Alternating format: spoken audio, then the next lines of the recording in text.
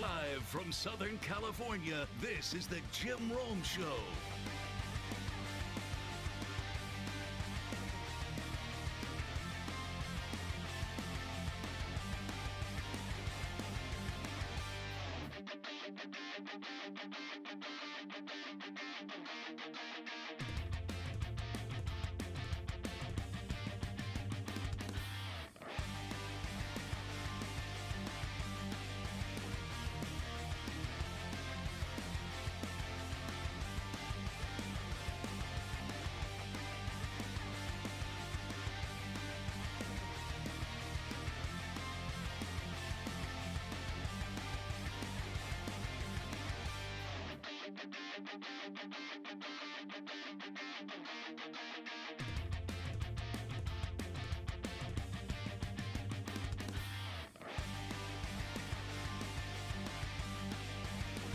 Welcome to the jungle. My name is Jim Rome. A tremendous Friday to you. Unless you're hefty. I'm not even going to lie. Like, I walk in the studio and I'm just caught up in all these things. And I've got a plan. And I have to admit, I missed the great Alan Shipnuck's long form takedown of Hefty. Until just recently. An absolute nuke. Yet no wonder Hefty was dealing with a family health issue. Holy crap, Hefty. I always knew, allegedly, I always knew you were a scumbag. This is insane. Allegedly. But if Shipnuck has it, probably. This dude. And for all of you, quick reminder, this show is brought to you by FanDuel. For all of you, over the years, when I would say, man, none of these guys are who we think they are. And I would always talk about Hefty and say, y'all love this guy so much. Hefty. He's not what he appears. He's not what you think. Why you gotta hate, Rome? Why you gotta hate? I'm like, I'm just telling you. I've talked to enough people who know the guy who would say to you, he's not sincere. He's not genuine. He's actually a scumbag. And this long form piece is insane. Insane. Like so much worse than, hey, we need you to leave the course right now. You are no longer a member of this club. Way beyond that. Based on the reporting of Alan Shipnuck. But I'm not starting there. I'm just acknowledging that I came to this late in the morning. And I've been working on other things. But I know you clones probably saw it. You know, I normally say, if I'm not talking about something, it's not because I didn't see it. I see everything. You're not seeing something that I haven't already seen. It's just that I've chosen not to talk about it. I think this might be one of those things that you did see before I saw, because I was so locked into some other things. Otherwise, believe me, we would be starting with this. But I want to acknowledge it off the top that I know that this story exists. Telephone number is toll-free, 1-800-636, and it's not a good story for Hefty. 1-800-636-8686 is your telephone number. Remember, I'm walking it off today. I've got 2 weeks of vacation, which start tomorrow, and then I will be back. And before you come at me, damn, Rome, you sure get a lot of vacation. Actually, not nearly as much as I used to. That joke that I used to make, hey, you know why I take so much vacation? Is because I get so much vacation. But I don't get nearly as much as I used to. So I'm going to take these 2 weeks, and I'm not going to apologize for it. We've gone hard for the last 6 months. And then I'll be back ready to go hard for 6 more months. So that's coming up. I'm going to walk it off today. So if there's something you want to say it today. You have your telephone number. You've got your way to find me on X, at Jim Rome. You can email me at Rome, R-O-M-E, at habitate.com, man. What a great opening week for YouTube. If you want to get on the chat on YouTube, go ahead and do it right now. Can you do me a favor, though? In exchange for that, in exchange for our reading your chats, providing the chat, having the live chat, can you hit the sub button? If you haven't done that already, it's not a big ask. In fact, it benefits you. That way, when you want some new content, you don't have to go looking for it. It will find you. You don't have to find it. All right, coming up at the top of hour number 2, the UFC undisputed lightweight champion, Justin Gaethje. Love that. Coming up at 1:40, Dan Wojcicki. I like that a lot. Dan Wojcicki covers the Lakers. So we'll get his thoughts on what's going down this week there.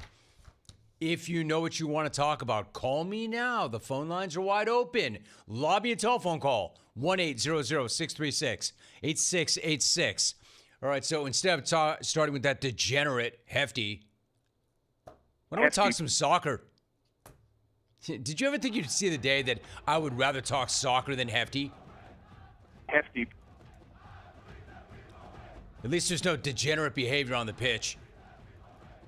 All right, so look, I'm not going to lie or sugarcoat any of this. The ending last night was brutal. It was. That was a kick in the package.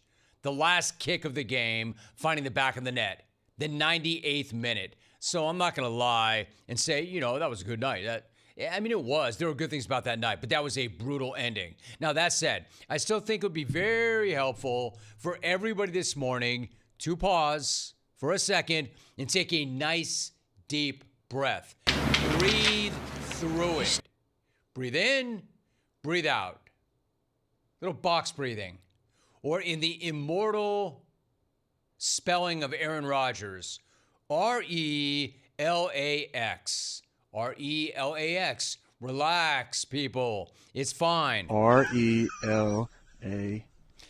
Now, the funny thing about a game that means nothing is it means nothing. It doesn't suddenly mean something because it did not go well in the end. Just like it would not have suddenly meant something if it did go well. It actually did not matter how that game went last night. Actually. Hence why Team USA rotated 9 new players into the lineup. They didn't send 9 of their best 11 players to the bench to put their best foot forward because they didn't need to put their best foot forward last night. They just needed to make sure that everybody was healthy and available for the next game. And they did accomplish that much. Now, I had to address that off the very top before I launch into the kick in the stick that did end that game. Actually, technically, it was a double package blast that ended that game. And some of the best, most accurate foreshadowing you will ever see in a sporting event.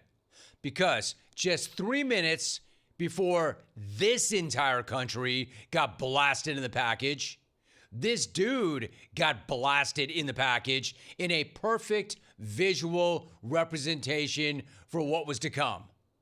Watch this. Oh! Now, if you're listening, we're only showing a loop of Alejandro Zendejas taking a smashed soccer ball directly to his junk over and over and over and over again. Because that was all of us last night. That was the experience we all had last night. At first, it was just this dude. And the rest of us didn't even know it was coming. But sure enough, 3 minutes later, we all got treated to the most anticlimactic kick in the stick ever. USA's big star gets nutmegged. Guler still trying to get in. Chance for a cross. Comes back to the top of the box. Now it's clipped in at the backside. Matt Turner, it's stabbed home. Turkey score the winning goal in the 98th minute. They might be going home tomorrow, but they're going wild now. Talk about foreshadowing when he referenced that the U.S.'s biggest star got nutmegged. That might have also been a tip. That something bad was coming. Nutmegged. You know what that was? Essentially a soccer buzzer beater. Essentially a soccer walk-off. And I'm not going to act like it was a good look because it wasn't. It wasn't. And neither was Christian Pulisic getting nutmegged in the corner to start that play. If you're not familiar with the term nutmeg, it's the soccer equivalent of being put on a poster. It is the ultimate sign of disrespect. It's the ultimate soccer humiliation. And the only way it gets more embarrassing is when it starts the play that wins the game in the 98th minute. And then the other team runs around celebrating like they won the World Cup. Like homeboy is running across the glass, sliding across home plate like he's Lou Brock and he won the World Series. But again, I want to remind everybody that's not what happened. Turkey A included. You should know. You didn't win bleep, all right? In fact, now you're done. Now I'm done. So enjoy your flight home to Turkey A. I'm sure you're feeling a little better now after that win, but you're still going home. You still finished last in the group, and that's all that matters. And I have to keep hammering it home because that's true. The objective is just to win the group. Hey, Rome, why are you talking soccer and not talking about Hefty? Yeah, I know. The objective is to win the group. It's not to win the group. It's to advance to the knockout stages and then start winning there. There is no trophy for winning the third group game. There is no special award for winning 3 games in a row. It just doesn't matter. In fact, if you're focused on that, you're focused on the wrong thing. And that's why the head coach seemed a little pissed off after the game. Pochettino was like, "Where are my congratulations? Congratulations. Where are my congratulations? Oh, and by the way, you're welcome." For you not to say congratulations that we won the group. That is a little bit sad.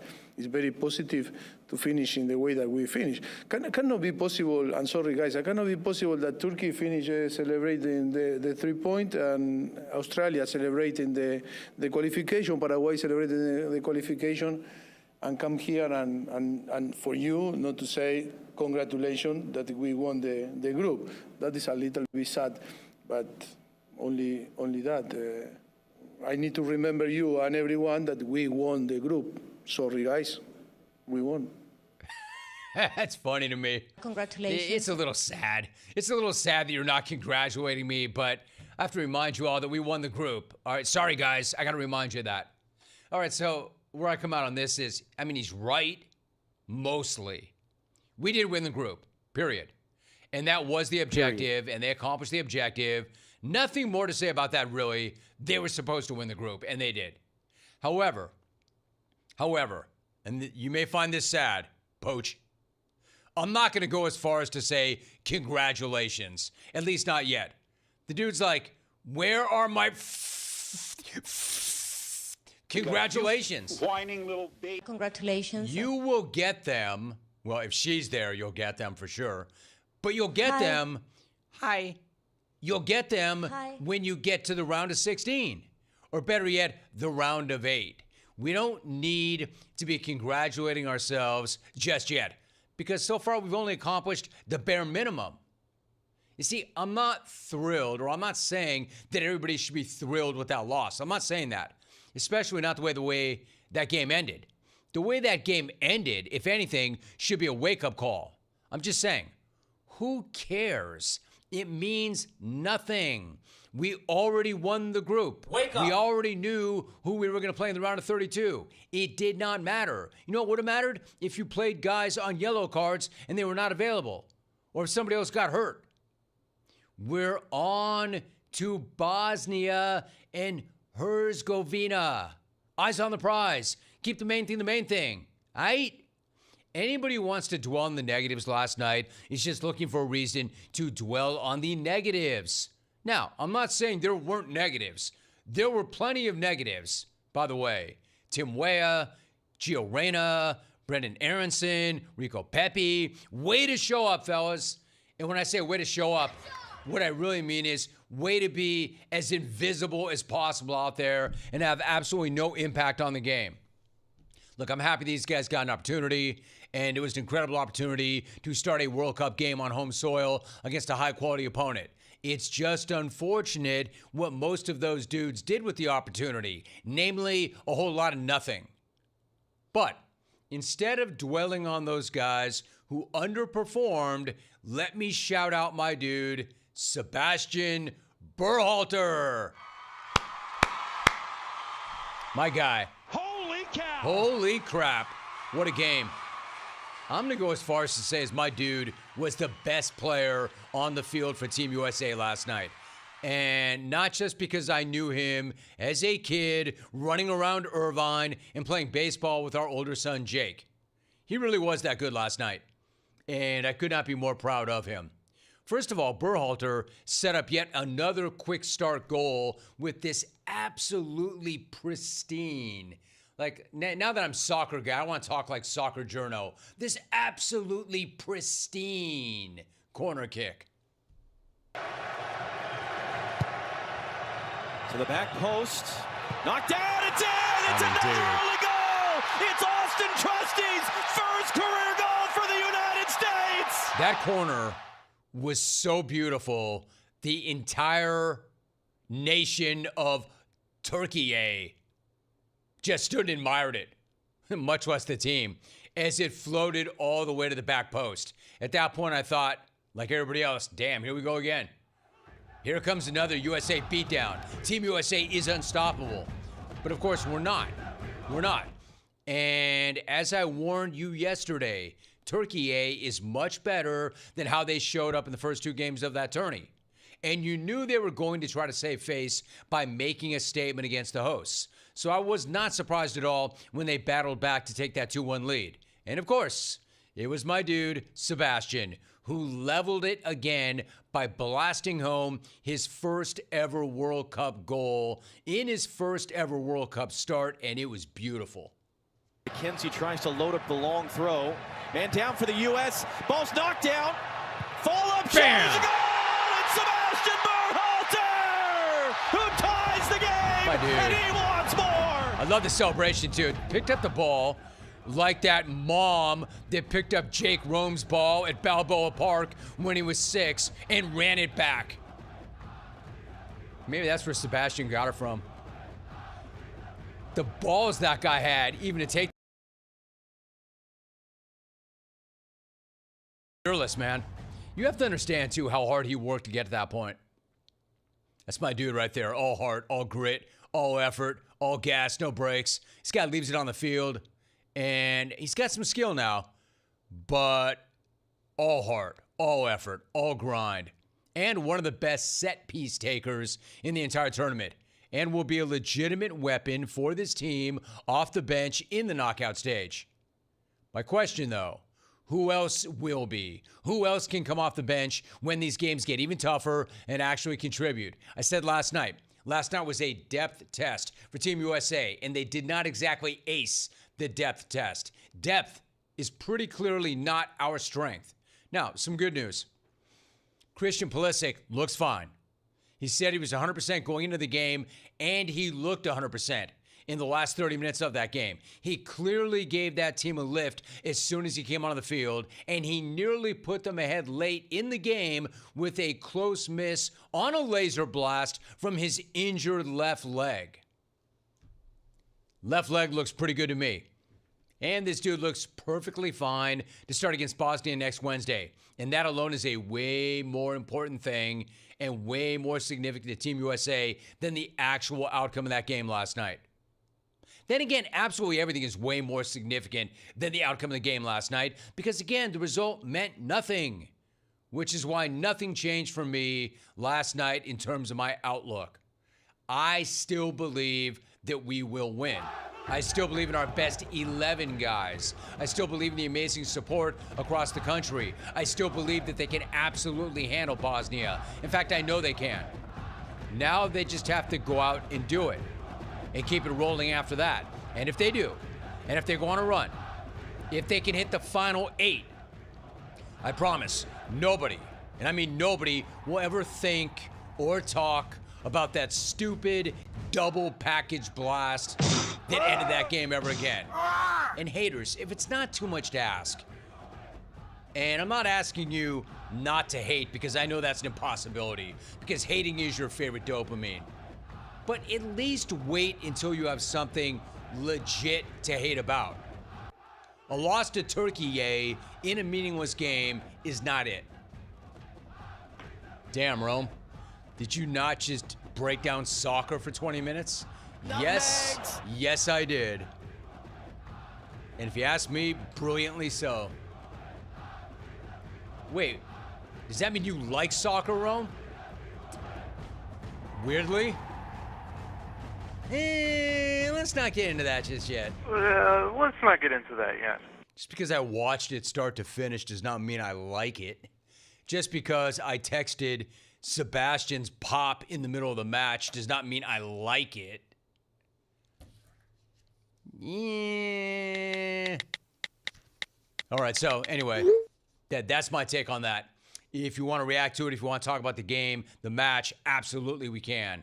And the round of 32 is next up. Other things that I want to get to today. The Mets fired their manager. No way. Why? Why would you do that? Why would Mendy get broken off? Something go wrong there? Was there an issue? I'll get into that. Got some other things I want to talk about, including Bryce Harper. You check out Bryce Harper's act. Bryce Harper getting F-bombed by Nats fans. And then in the 9th inning, in a tie game with the runner on, goes Oppo. Rounds first base, holds up the bird, crosses home plate, holds up the bird again to his former fans. Normally I would say, man, you got to be better than that. But notice I'm not saying that. In fact, you know what I'm saying? It doesn't get any better than that. And then it was not what I thought. So I'll talk about that too. Oh, this just in. The CFL will not have Brendan Sorsby. Never mind the NCAA. Never mind the NFL. The freaking CFL will not let him over the border. No offense, CFL. But if the CFL, no offense, CFL, if the CFL thinks you're bad for the brand, if the CFL thinks that you're toxic, if the CFL is afraid that you might impact the integrity of the game, then you're toxic. Yeah, and maybe they got a little bit of pressure from the NFL. Damn, Sorsby, is that really worth it? You're not going to play anywhere. This dude's not going to be able to pick up an intramural run. Imagine this guy showing up at some park, want to play some flag football, and they're like, nah, dude. No, you don't get a set of flags. No. You're banned from our park. 1-800-636-8686. Not even for life, but pretty clearly for a year. They're going to make him sit this out. He can't even go to Canada. Is there some spring league that'll take him? I don't think. It ain't intramurals! Not for Sorsby, it's not. All right, Justin Gaethje, top of the hour. Dan Wojcicki, next hour. How about some reaction? Lots of different ways to react. Have you gotten to our YouTube channel yet? Are you in the chat? Are you enjoying that? If you got an X, hit me up at Jim Rome. Hit me up on email, rome@haveatake.com. Hit me up on the phones. A good phone call gets you right to the front of the line, guaranteed. Normally, the baggiest, douchiest thing you could do is cut a line. Not around here. Not if you can make it better. If you can make it better, I will let you cut the line. It's the only place where it's not a D-bag move. If it makes the show better, you can go right to the front. All right, let's get it. You know, I used to think that a mattress was just another piece of furniture until I realized how bad sleep affects everything. Your health, your mood. If you're getting bad sleep, you're starting every day in the hole. That's why today's international competition, pro athletes, Hall of Famers, high achievers, they all are upgrading to a ghost bed. These beds are designed for cooling, help support, help with recovery, and real sleep quality. You see, your body should be recovering while you sleep. It's supposed to be restorative, not fighting for comfort. So if you're waking up stiff, and you're tossing and turning, and you're sleeping hot, or even reaching for a pain reliever before bed, hoping tonight will be somehow different, maybe it's not just, quote, aging, maybe it is your mattress talking to you. Hot sleepers especially love Ghost Bed's cooling technology because sleeping cooler means fewer wake-ups and better mornings. And you get 101 nights to try it at home. Sleep on it in your own home and feel the difference for yourself or send it back risk-free. How do you beat that? Right now, GhostBed is offering their 4th of July sale and an extra 10% off for you clones. So go to ghostbed.com/Rome. Use the promo code Rome. Ghostbed.com/Rome. Promo code ROME. You're listening to The Jim Rome Show.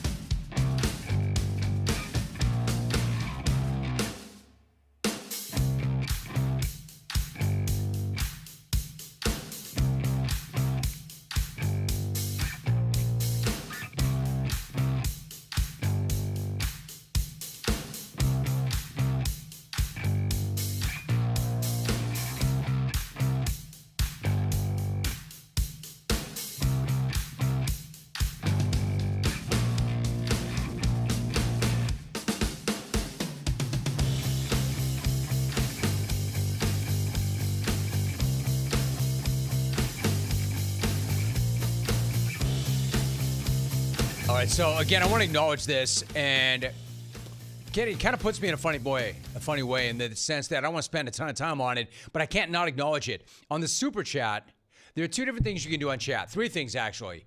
You can A, Super Chat. B, you can become a distinguished member, a distinguished clone. Or 3, you can just chat. If you want a Super Chat, that means you make a donation and you go right to the top. You go right to the top of the chat, so we see it. If you become a distinguished clone, you become a member. You join the club, and that costs $1.99 a month. And what do you get for that? You get my bitchin' little R next to your name, and you get to be a member of the club. And who knows what else we develop for that. Or you can just chat and not contribute anything. I'm not soliciting the money, but there's no way that I can't acknowledge the money. Because some of you, I think what some of you are doing is you're tipping me out, and it's your way of saying, hey, Rome, appreciate you. Hey, Rome, thank you very much. So I want to thank you. Like, this dude is so out of control. At Dat Dog Dude has a streak. He came in immediately. The second we hit the air on YouTube, he tipped me $200 on the Super Chat. That's the record. And he's been hitting me with a C note every single day, and he did so again today. And I'm trying to talk him out of it. I'm like, bro, you made your point. I get it. You love me. You love the show. I love you back, man. You don't have to keep giving me money. I'm not on a street corner with a sign. I do know where my next meal is coming from. I love him. At Dat Dog Dude. Quote, first thing I did this morning was pound my chest. The grind includes Friday. Chat, damn good week. With Carnap Guy, with Tim Brown, with Bodie, with Trapper, we were here. Dude, you were. We were. That's all true. We could not have had a better first week on YouTube, or a better first week on chat, or Super Chat, or non-Super Chat. The chat's been an absolute blast. It's been so fun. It's going to be fun. Here's another one. Xander V4, 20 bones. War the Jungle on YouTube. End of week 1, and the grind includes Friday. Finish the week strong. Hits different. Your work ethic pushes us clones to be better. Thanks for making it so accessible, Jim. Alex and Dayton, bro, thank you very much. I appreciate that. I'm glad that you're getting energy from my energy and from the entire crew. We all go hard. You know, we all go hard because we know how lucky we are to have this opportunity. I've always said this. I've never, ever, say what you want about me, say what you want about the show, say what you want about our takes. I have never, ever disrespected the opportunity, ever. That's why I'm still here. I've always gotten it. I've always understood it. I've always even asked myself, why you? Why are you the pimp in the box? And because they let me in, I made a deal with myself back in the day. I negotiated a little pact with myself back in the day. I'm like, if they ever, ever, ever let me in that box, if I ever get in the box, I will do everything in my power every single day to battle to stay in that box. So I get it. So Alex, I appreciate that you appreciate that and you get that. Cincinnati's 5-star barber is back in with 5 bones. Boomer, Burrow, and the Barber, Houday Nation, running the jungle already during the first week. Bro, you running the jungle, or Houday Nation running the jungle, might be a bit of a stretch, but you had a good week. You did have a good week. You had a good week. Boomer did come in, and Burrow is bumping his gums. Look at my man, Buck Blaine. 7069. $30. And he writes, 30 for 30 years of listening and watching, starting with $7.60 the ticket out of SA. War to everything the show has brought to the table. Thanks to you and the crew. Blasting the third coast now. Buck out of Sotex. My man, appreciate you, Buck. Appreciate you very, very much. And I remember those days. Tommy Nola, $10 for, quote, the Rome Family Vacay Fund. Yo, bro, the Rome fam appreciates that. Thank you very much. Yeah, Twin 78's in with a super chat. I've been rocking with you since the last Word days and listened to the show on the radio since the boom outta here sound debuted. Out of here. Catch big fish, bro. Out of here. Boom. You know what? In all likelihood, I will not be dropping a line in the water. Out of here. Now, DJ will. That's the weird thing about us. DJ likes to fish more than I do. DJ grew up camping. This may come as a shock to many of you. I did not. DJ's all about that life. I know, right? I don't camp. She tried to get me to year after year after year after year. And I'm finally, she's like, how can you say no when you've never done it? And I had no way to come back. I had no comeback for that. I've got to come back for everything. I had no comeback for, you've never done it. So how do you know? All right, fine. I'll camp. And then all the nieces and nephews are like, Uncle Jim is going to camp? Yeah, Uncle Jim is going to camp. And then Janet's going, oh, it's going to be so fun. It's going to be so fun. Look. She breaks all these pictures. What? This one. I'm like, whoa. What's that one? Oh, don't worry about that. I'm like, no, what is that one? She's like, that's Craig. I'm like, I know who your brother is. What's he doing? Brother. He's changing out the poop tank. Okay, Uncle Jim is not camping. Ever. Is there also like a dump house out there if I want to use that instead? What do you mean changing out the poop tank? Nah, y'all have your fun. Y'all go camping. Damn, Rome, you can't take a dump off on the side into a tank? No. Why would I do that? Why do I have to? Why do I have to? All right, when we come back. Why do I have to? I don't have to. That's the whole point. I don't have to. Y'all, I'm not saying you can't go. Y'all go do it. Go dump on the side of the road. Go dump into a tank. Go dump into your little mobile home. Me, I'm going to stay home with the actual plumbing. When we come back, we're wide open now. This guy's like, soccer is Jim's specialty. I'm telling you, man, I evolve, I change, I transform, I morph, I'm smart, I can entertain. And I'm not a scumbag or a degenerate. No names mentioned, Hefty. Man, I'm reading through this piece as we go. Let's keep it real. Let's keep it real, Hefty. Dude, you are a degenerate. This Pat Perez stuff at the top of this column is just insane. Insane. I'm talking about the piece that Alan Shipnook dropped. All right, stay tuned. Top of the hour, Justin Gaethje. Coming right back. You're listening to The Jim Rome Show.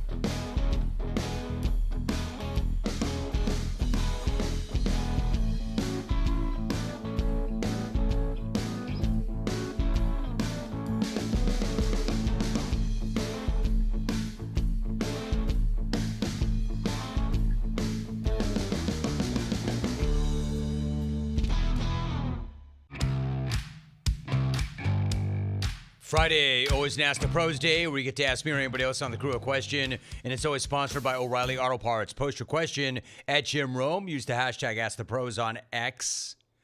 Listen later on in the program. I might answer your question. In fact, do it on the chat, too, if you want. Think O'Reilly Auto Parts for all of your car care needs. Get the parts and service you need fast from the professional parts people at O'Reilly Auto Parts. Justin Gaethje coming up in 15 minutes, or is scheduled to do so. Dan Wojcicki next hour. How about a phone call or two? 1-800-636-8686. Let's go to Houston. Carlos in Houston. Carlos, what's going on? How are you? Hey, Jim. Doing good. How are you doing? Good, dude. Good. All right. That game last night, it was a lot of fun to watch.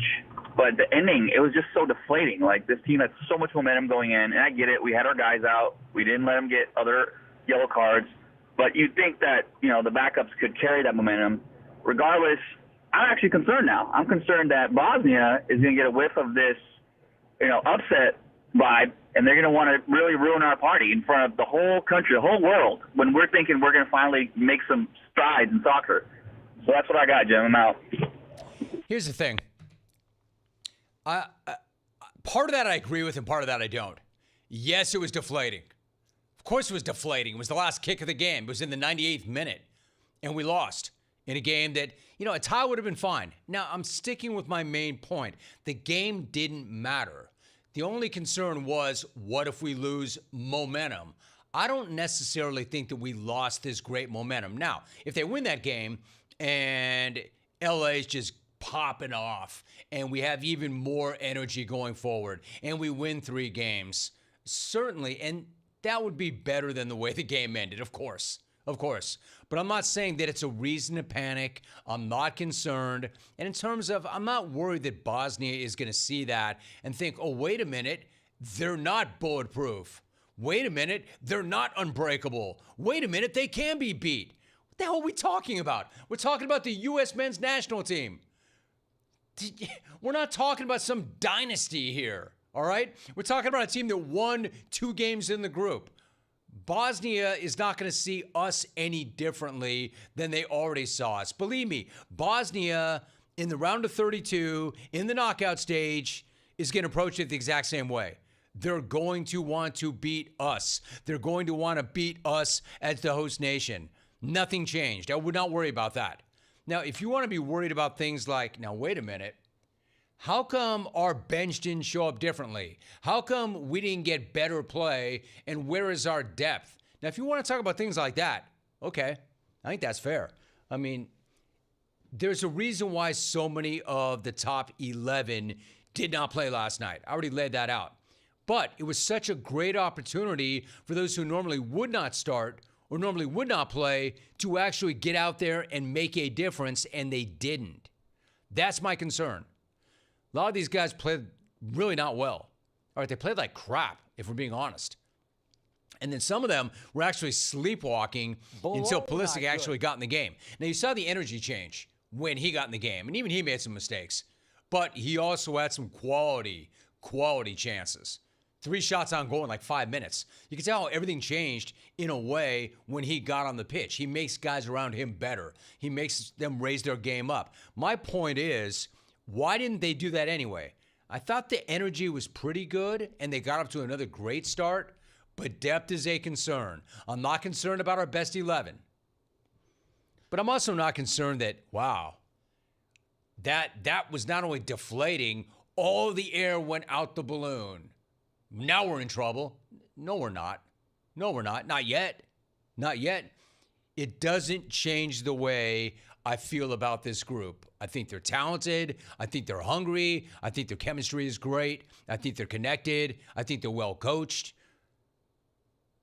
They're well managed. They're in a good spot.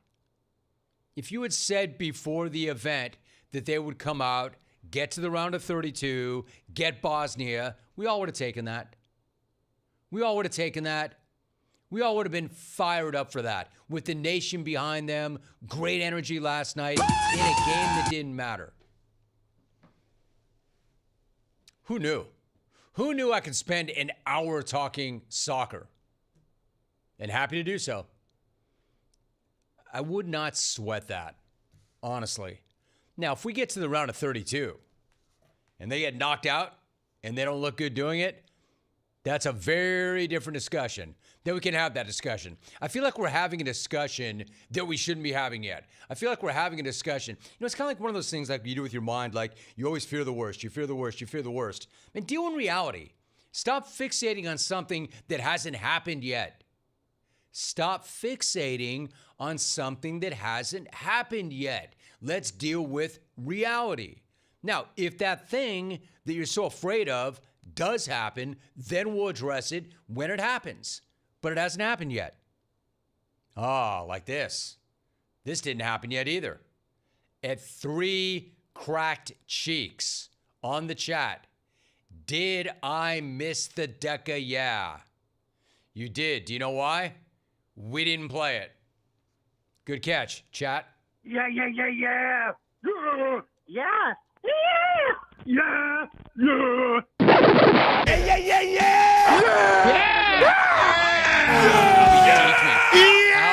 Albie went commissioner ears at the top of the draft. I'm like, I don't know that guy. Who went number 1? What Deca yeah is that? The Philadelphia 70 selectors. Who did the Philadelphia 70 selectors 6? Powder. You know, and I got so caught up on that breaking news involving Hefty and Pat Perez's then wife that I forgot to ask for the Deca yeah. So Dak Augie on the chat, quote, that was like a slow motion nightmare unfolding. Can't believe I wasted a couple of hours watching that. Okay, let me ask you something, Augie. And I'm not being negative or defensive. Did you waste the time because of how it ended? Or did you waste the time because you felt like those that did play did not play well at all and you were disappointed? Hey, wouldn't you want to know? It's not a waste of time because you want to know. We found out. We found out. Hopefully that was a wake-up call and the ones that were called upon that are normally not get it done. Okay, here's what I don't want to hear that we didn't really address. Pochettino was getting a lot of heat for not playing the guys who had the yellow cards, for not playing his best players. I don't want to hear that. That part of it, he handled the right way. He shouldn't be asking for congratulations, but he really shouldn't be playing those guys. I totally agree with that decision. It's not worth it. The risk of losing momentum, and I'm not even sure they did that. I'm not even sure they lost momentum. Yeah, the outcome sucked. The end of the game was brutal. But that doesn't mean they don't still have momentum going into the next round. Or at least it doesn't change the bottom line. Let me say that. You know what it changed momentum? Having one of those guys, or more than one of those guys, that were key guys with yellow cards, pick up another one and get suspended and not be available for the next game, which does count and matter. So I would not have played them either. You want to get the other guys time. You want to see what they do at that time. But most of all, you want to go into the next round with your best players available and healthy. And for the most part, they have that. So I've got no issue with him not playing those players. All right, when we come back, Justin Gaethje is on the schedule. I'm going to effort the undisputed lightweight champ. That's next.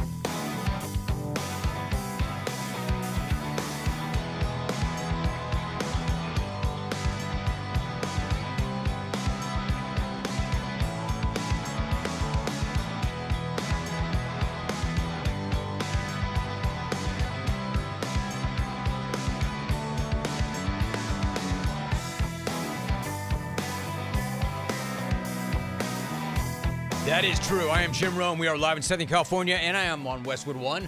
In addition to being on Westwood One, quick reminder, we are on Sirius XM. Quick reminder, we are on the Rome TV channel, which has 8 other platforms, 8 XCR, and also we are streaming live on our YouTube channel. Show is brought to you by FanDuel. All right, so if you're on hold, stay there. If not, hit me up. Phone number is toll free. Or if you want to jump in the chat and do what you do there, it's live, it's wild, go ahead and do it. But we are joined right now by the UFC's undisputed lightweight champion. He won that belt by beating Ilia Topuria at UFC Freedom 250 on June 14th.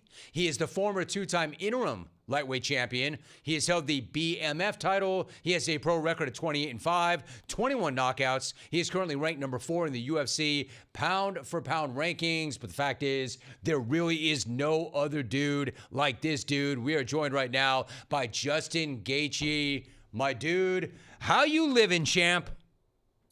Oh, life's been great. Everything's really fast, and then when the fight's over, everything's really slow. I enjoy both parts. That is an awesome response, dude. I've never heard you say that. Everything is fast leading up to and in the fight, and then afterwards, everything is slow. Listen, so you've had a couple of weeks to process your historic win at the White House. Number one, Justin, how did you come out of the fight physically? And then number two, what kind of thoughts do you have about becoming the undisputed champ finally after having been the 2-time interim champ? Yeah, physically, I feel amazing. The only thing that hurts is my right hand, and it actually sucks so bad because it's really keeping me from playing golf, and that's my biggest concern. But yeah, I mean, outside that, I have some bone bruises, but man, I was really lucky to get out of there without any serious injuries. And fighting on the White House lawn was absolutely incredible. I mean, once in a lifetime, not even once in a lifetime, it's once ever. And yeah, it was such an incredible experience to be part of that. And yeah, I can't tell you how grateful I am for the opportunity. It was amazing. Justin Gaethje joining me, bro. That sucks, man. You fight that fight, and probably all you want to do is celebrate, and then most of all, hit the golf course, and you can't do that. Now that sucks. Yeah, it does. I'm still getting out there though. I shot a 99 yesterday, so I'm working on the handicap right now. Okay, so if you had 2 hands, if you're an able-bodied guy with 2 hands and everything being equal, would you be shooting 99, or what's your number right now? I'm an 8 handicap, so I'm usually shooting low 80s, 82, 83, 84. Yeah, dude, if you're an 8, you ain't playing. Justin Gaethje joining us. It's a good number. Listen, you've been a part of some of the biggest fights in the promotion's history, but given the stakes, given who you were fighting, given where you were fighting, given where you are at this stage of your career, was that your finest moment ever in the cage? Oh, I believe so. Yeah, absolutely. And I don't think I could have had that moment without all the experience I had, from the failures and, all the experiences I've had fighting in the octagon and in these big arenas with all this pressure. And so, yeah, all of that has really prepared me for the moment that was UFC 250 and, being able to go out there and just trusting the preparation and trusting my skills and understanding that this sport is so crazy. And so you just have to put yourself there and be confident, be content, and, perform. And yeah, it was a great stage for me. It's I said before that, I was made for this, made for opportunities and moments like this. And yeah, walking from looking at the Declaration of Independence out of the Oval Office, through all the military members, holding the flags. Yeah, it was incredible. And, it was going to take a lot to beat me that night. Mentally. Yeah, I think so, especially with the damage that was accumulated. When you're in there, you're not really focusing on their face and how much damage has actually accumulated. But, towards the end, I remember seeing how swelled up his eyes were. And yeah, that big knee definitely took the spirit, that he had left. He's so skilled. It's just he's going to have a very big challenge, mentally and emotionally when it comes to, coming back and performing. But his skill level is second to none when it comes to his ability to, pick his shots. And, he's still one of the best. He just needs to understand that this is a crazy game. Anything can happen. And you got to go in there with a mentality like that. All right, so you made a couple of really key points. Number one, for those who don't know, I want to reiterate what you just said. Technically, man, this dude is so good. He is so good. Coming in, I could argue that he might have been the best in the world. He's certainly on that short list. He is just so sharp and so good. And that's another reason why this was such a big, big win. But to your point, it's going to be a real challenge to come back from something like that. Can you break that down? Like, it's one thing in that sport. The reason I love this sport, everybody loses. Everybody loses, but if you get beaten up that badly and you've got this thing in your mind like, I can't get beat, and then you do get beat and you get beat like that, what is that like to come back from? What's he dealing with? I mean, I can't relate because, you know, I did lose, but in my journey, I stated verbally and, you know, to the world that I was going to lose. And that's how I approached it, that I expected the worst possible outcome. And then I try to become, you know, comfortable with that outcome. And so therefore, you know, I'm never going to like my spirit can never be broken, you know, but whenever you take the approach that you're unbreakable, unfathomable, you know, better than everybody, then you leave yourself in a place where your spirit can be broken and taken. And, you know, your spirit is everything when it comes to like getting in there and believing in yourself and putting things on the line. And I think that's where he's going to have such a difficult part and journey back to success, you know, and it's going to be very different than the road I took because you know, the mental approach and the approach overall was so different, you know. And, you know, again, he would have parties before the fight. He would have funerals before the fight. He would change his, you know, his Instagram bio to reflect that he had already won with his record. You know, he would get it. I don't know if the tattoo might have been fake, but he had tattoos on his body crossing things out. So, I mean, yeah, what a tough lesson to learn, you know, I think. And it works for as long as it works, but similar to Conor McGregor, when you build yourself up to be this unbeatable, you know, person, then that's the perception changes, you know, overnight. Then I don't know how it's a lot more challenging to come back and find that. I think it works until you realize that your nose is where your ear is and your face is completely rearranged. And then because of all those things you just laid out, the win is the thing. And you won in dramatic fashion because you always win a certain way. But is it more satisfying that you made him quit, that he didn't come off that stool, given everything he said and did before that fight? Yeah, I think so. I mean, I'm going, you know, having conversations with my coaches. It's like I really wanted to knock him out and, you know, kind of cause everybody to have like a spike in their feelings and their emotions. But, you know, this is a different kind of win. I think if I was to knock him out, people could have said I got lucky or it was a fluke. But the fact that I beat him like I beat him, I think it's going to age better and it's a better story. Justin, I've always felt this way about boxing and MMA. Man, there is no fluke with a knockout. If you land a punch, you get credit for the punch, right? There are no lucky punches. Yeah, no, you're not wrong.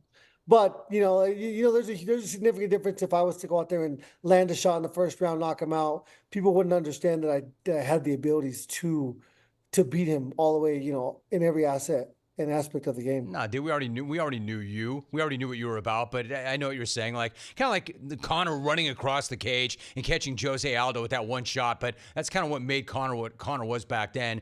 We're talking to Justin Gaethje. He is the undisputed champ. Let me ask you this, like, that second round, dude, that liver shot that he caught you with, those body shots were some of the most vicious body shots I've ever seen in my life. Even watching you or anybody else for that matter, how much trouble were you in? I was really, look, they pay me not to root. They pay me not to have favorites. I'm just going to say it point blank. I was rooting for you, and you are my favorite guy. But I was really concerned that you were not getting out of that round. How concerned were you? I mean, there was never a moment when I thought that the fight was over or that I thought I was too compromised to continue. As soon as he, you know, that shot that dropped me was not the first time he touched my liver. It was probably like the fourth or fifth time, and it just became too much at that point. And my body, when you get hit in the liver, your body seizes up. You know, as much as you want to breathe, as much as you want to move, you know, you're just not able to. And you know, the fact that he followed me to the ground gave me a very good opportunity to recover. And you know, you need about 30, 40 seconds of not getting hit there again. But that my liver is still tender to this day. Right now, somebody touched me in the side today. I was like, ouch. Feels like you hit me in the liver. Like, so my liver is still tender. His body shot is one of the prettiest I've ever seen. I wish I could throw a body shot the same as him. That's great, dude. Yeah, if somebody were to hit you with a sledgehammer in the liver over and over and over and over again, I bet it would be tender. But then again, I bet he would say the same thing about his own face right now after what you did to it. Justin Gaethje joining us. So let me ask you something. Did he make a tactical mistake or did he gas out in that round? Well, I think it might be. I mean, he definitely gassed out, but you know, the environment that we were fighting in, there was no no replicating that. There was no replicating actually fighting in humidity. And so that took more from us than what we could have expected. And so I think that was a small piece of it. After the first round, I was so tired. I was like, what is going on? Like, this is crazy. And I didn't think I was going to be able to last for 5 rounds. I did not think I was going to have that much in me.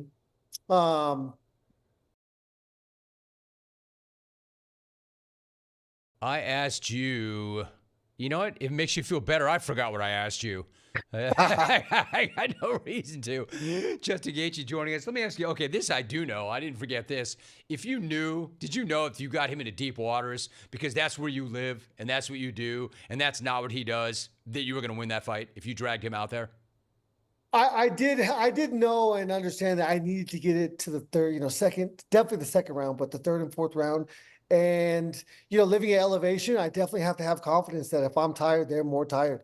And that's you just got to believe, in your ability and your lactate capacity and the preparation that, you can push through it in those rounds. And I knew that I would be in better position and better off if I got to the third and fourth round. All right, so leave me with this thought before you go. Obviously, we all want to know. Like, part of me would love to see you walk it off as the undisputed champ. I mean, what a beautiful way to go out. But most of me knows, Justin, that you're not done yet. I think you're not done yet. I feel like you have unfinished business, but you can tell me what is the case. How are you feeling about things going forward? What do you want to do? Yeah, I mean, just so having fought 2 times this year already, I definitely just understand that my body needs to rest. And when it comes to making a choice like that, I'm gonna, weigh everything, and some time will help with that decision. And for right now, I feel like I'm gonna fight again. I mean, that's what I feel inside my body. But I haven't made a choice, and I haven't really visited it emotionally yet. So am I wasting my time if I ask you who you want to fight? Yeah. I mean, right now I can't. It's still, even though it's been 10 days, 11 days, it's still so much emotions. And it's just been so crazy. I'm laughing, dude. We all got a tremendous threshold. I'm just trying to be stable and not make any irrational decisions. No, I was going to say, we all have a tremendous threshold for your pain and recovery. Like, come on, man. You've had 10 days. How do you not know? Yeah, you're ready. Okay, so really quickly, what about this? We all know, okay, well, you fought Max Holloway. I'm guessing there might be a sour taste in your mouth about that, maybe. But how about Holloway-McGregor? We know what we're going to get from Holloway, but do we have any idea what we get from Conor? How do you think that plays out? Yeah, I mean, it is very, very difficult to even guess. I mean, with how long he's been out, I hope that he's, I'm sure that he has committed enough time, 8 months to training for one of these fights. And again, fighting's crazy. We have no idea what's going to happen. They're fighting at 170, so it makes it a little bit different. But yeah, I'm very interested to see what happens in that fight. Max definitely knocked me out, but I feel like I got that win back with the Ilia Topuria fight. And I would love, as I've stated hundreds of times publicly, I would love to punch Conor McGregor in the face. So, yeah, I'm excited about that fight. I'm excited to be there and watch it. Yeah, bro, like he's one of the only guys that you haven't had a chance to punch in the face. Exactly. Is that why, or is he just on the wrong side of you? Does he just kind of aggravate you and irritate you? I mean, there's no doubt he's one of the biggest superstar in the sport, and so fighting a guy like that obviously does great things for me financially, and for my legendary status and stuff like that. That's what I'm thinking, dude. But he's got to beat Holloway. That's a big ask right there. I could see you wanting the winner of that fight. But again, I'm not the one who's got to fight. Justin Gaethje joining us, bro. Congrats, man. Congrats. You are the undisputed lightweight champ. I appreciate you always looking out for us, always coming on the program. Hope that hand heals up so you can get out there and play some more golf. Yes, sir. It's my pleasure. Thanks, Jim. All right, Justin. Appreciate you, dude. Congrats. Not only is he my favorite fighter, and I'm not just like sucking up to him because, I mean, the guy, he's my favorite fighter. He's an amazing gladiator, but it's been said, and it's true, he's your favorite fighter's favorite fighter.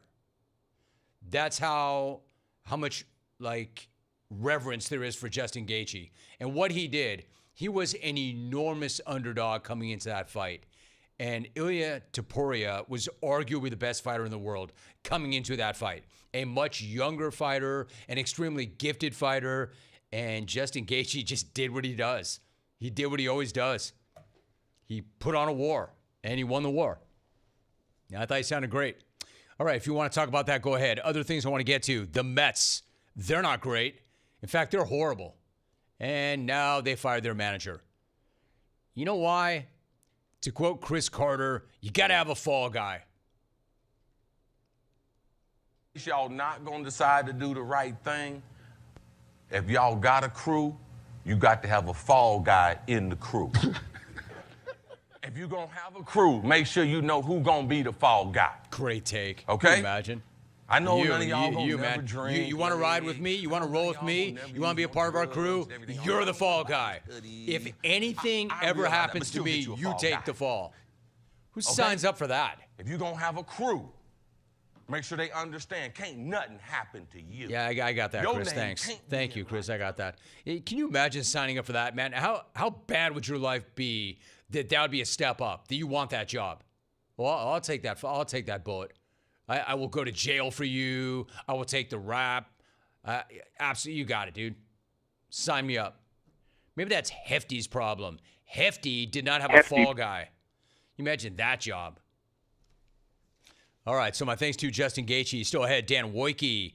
If you want to get up in here, remember, I'm walking it off today. I'm off for 2 weeks. I will be going lake life in northern Wisconsin. We can hit on last night's game, last night's match in Los Angeles. We can talk about the Mets. We could talk about Bryce Harper. We could talk Justin Gaethje. Philip.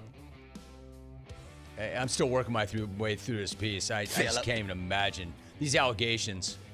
Well, Philip and I do have one thing in common. Let's keep it real. Maybe not at the same time, but we did belong to the same club reading through this. One of the other clubs that he was asked to leave is the Madison Club. And I was a member at the Madison Club. What do you mean, Rome? You don't even play. Right, I know. You don't need to keep throwing that in my face. But back in the day when I used to buy real estate, they would have a lot of these properties that I would purchase back in the day at the worst possible time, by the way. I was not a very sound real estate investor. But I did so with restaurants. Anyway, I had a couple of lots at the Madison Club when they first opened it. So I was a member there. I don't think that he was at that time, but according to this piece, that was another club because of his activity. He was asked to leave. Madison Club is an extreme, well, as you might imagine, he's Phil Mickelson. It's an extraordinarily prestigious club. Plenty of pros and really wealthy people belong to that club. An incredible track. Beautiful track. Fazio track, if I'm not mistaken. But that's another one that he was asked to leave. Allegedly, reportedly, according to this piece. But this whole Pat Perez thing and Hefty and Perez's wife, I mean, some of the most degenerate, disgusting behavior. He and Pat knew each other since they were kids. That is a disgusting act by Randy Moss. No, that wasn't. At that time, what Randy Moss did was not a disgusting act. What Hefty did, according to this piece, was an absolutely disgusting, unforgivable act. And if that's what's been reported, because that's what came disgusting out, it makes you wonder how many other absolutely reprehensible, disgusting acts that we don't know about. You know, as the piece points out, it's kind of like he and the cat were rivals on the course. This dude's chasing the cat in other ways off the course now, and we're only now finding out. But then again, as I've always said, people who knew what this guy was about. Happens to us all. How many of these stories are coming out now? This guy, people have been covering for this dude forever. I got away from my Buddhism. All right, when we come back, anything you want to hit, this included, 1-800-636-8686, or just take it to the chat. Take it to the chat. The biggest stage in world soccer is here, and every goal changes everything. And now FanDuel is giving you a reason to root for for every single one. Introducing Every Goal Pays. Bet on a match and get bonus bets for every goal scored in that match. That's right, more goals means more bonus bets, and all you have to do is turn on your token. There's 104 matches in June. Enjoy them. Score yourself on who's likely to get to the finals. From the opening whistle to the final kick, let there be goals on FanDuel. Visit FanDuel.com to get started now. It's offered by FanDuel Prediction Markets, LLC, a registered futures commission merchant, 18+. Bonus is non-withdrawable and expires 7 days after receipt. Trading derivatives involves significant risk and may not be suitable for all investors. Manage your activity with our consumer protection tools. Restrictions apply. See terms at FanDuel.com/predicts/bonus-offer-terms. You're listening to The Jim Rome Show.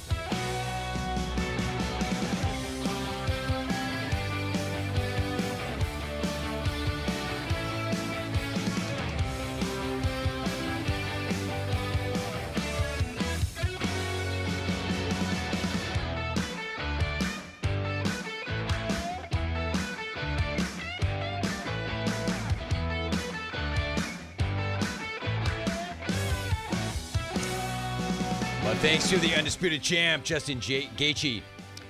Dan Wojcicki's coming up. I'm working on something else, too, that I might add. And now we're number 3. I don't want to give it up. Bella B with the super chat. Cheers to a great week on YouTube. Don't lose your iPhone or your iPad in Wisco, pimp. Happy vacay. Go Canada. Couple of thoughts. Lost the iPad in Mexico, and by lost, I mean some a-hole stole it. So I'm not going to bring that. Not losing the iPhone. You want to know something wild? So Janet's telling me last night, she's already there. And she keeps texting me, I got a crazy story. I got a crazy story. I got a crazy story. I got a crazy story. And that leads me to believe that it's not going to be as crazy as she keeps telling me, but it's going to be good. So Janet goes out to dinner to celebrate Woody's birthday. Woody and Molly and Janet. I'm not sure who else was there. And they're in this restaurant. They're in this bar. And they're just sitting at the bar. And there's a number of other couples there, about their age, a little bit older. And somehow, I don't know. I don't know how it came up. I wasn't there. Jano's not in the habit of dropping the family name. I don't know how it came up. And then all of a sudden, these people were like, Jim Rome? Jim Rome? Jim Rome? Like it was a thing. But apparently it was a thing. And there are all these people that are from Milwaukee and from Green Bay, and they're going crazy. And one of the guys knows everything. Every story, everything. I only bring this up because Bella just said, do not lose your phone or your iPad. And this guy is like chapter and verse in telling Janet stories that I've told on the air that she hasn't even heard. Now, of course, she knows the story about the phone, but he couldn't wait to bring that up. Hey, remember when you guys first came here and he dropped his phone in the lake? Let's not forget that phone was not an ordinary iPhone. That's back when I was still in my custom phone stage. That was a phone, a painted blue wooden iPhone that I bought overseas that cost, like if you think these phones normally are a joke how expensive they are, you can't even imagine what the custom overseas European wooden iPhone that's custom painting costs. I dropped that bitch in the water. You bet your ass. I went in head first looking for that thing. I was on my knees, reaching around the muck and the seaweed, looking for that phone. And I pulled it out. I'm like, oh my God, I found it. The water's not clear. You can't see anything. I literally was on my knees, scrounging for that phone. And I found it, and like a moron, of course, I turned it on. And it worked. And I'm like, oh my gosh, this is a miracle. The phone works. You don't even want to know what that phone cost. I'm embarrassed. I would rather tell you what the car cost that guy at the geisha house blew that fart up in on me when I was one of the owners of that restaurant. I would rather say the cost of that car than the cost of that phone. The cost of the phone was way more offensive than the cost of that car, that exotic rig.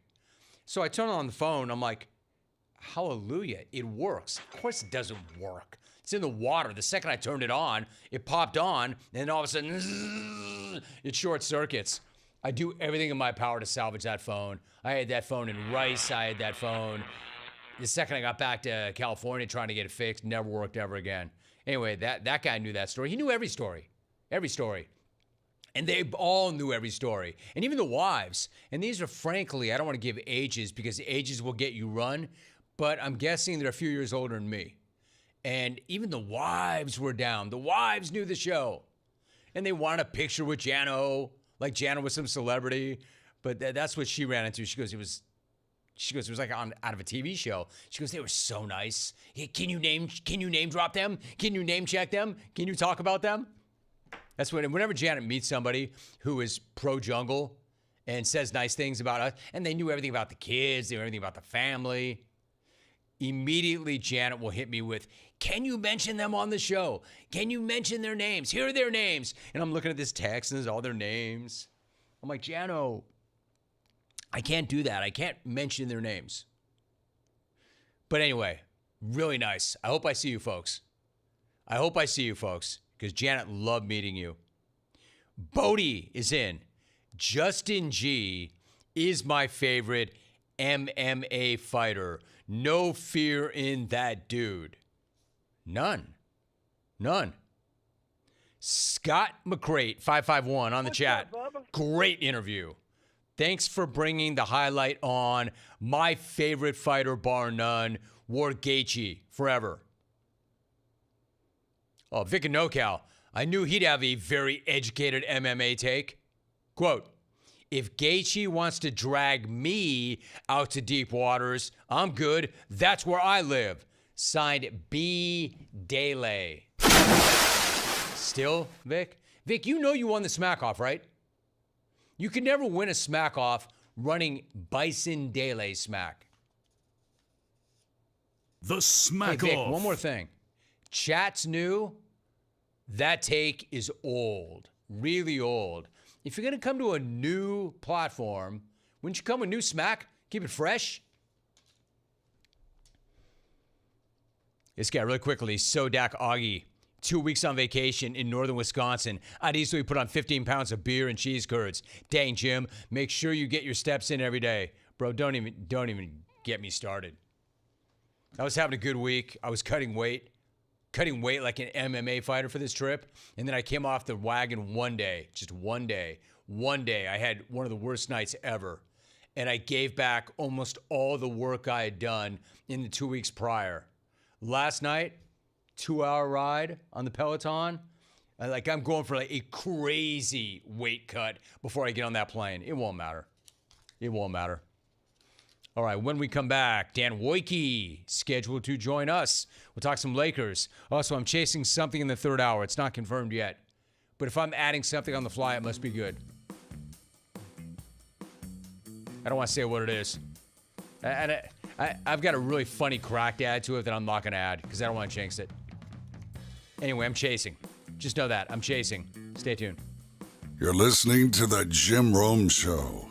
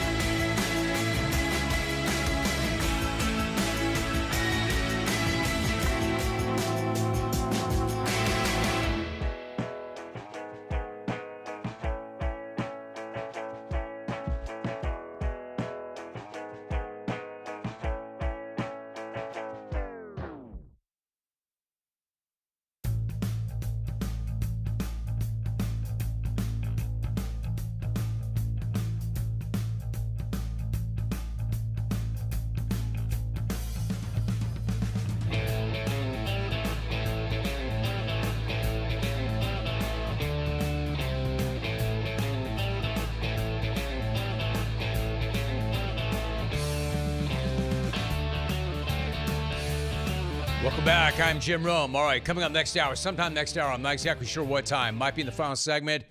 I think we are going to have a conversation with Alan Shipnook, who dropped that bombshell column today on Phil Mickelson. So that should be next hour. Right now, we are joined by another good friend of the program, a Lakers beat writer for The Athletic. He previously covered the Lakers and was the national NBA writer for the Los Angeles Times. He also covered the Clippers for the Orange County Register. He is Dan Woike. Dan, my brother. Always great to have you on. Dan, how you doing? Jim, I'm great. I'm sitting outside the Lakers practice facility right now waiting for their first-round draft pick, Cameron Carr, to get introduced, and happy to talk to you. I want to explain where I am. This is not my typical home office. You never owe me any explanation, bro. I'll take you wherever you are. So good to have you here. Looking good, sounding good. All right, so although free agency does not officially begin, Dan, until next week, the Lakers agreed to that 4-year deal, max deal with Austin Reeves. While they clearly wanted to keep him, what was their motivation in getting this deal done as quickly as they did? I think the motivation was that he would have gone somewhere else, Jim.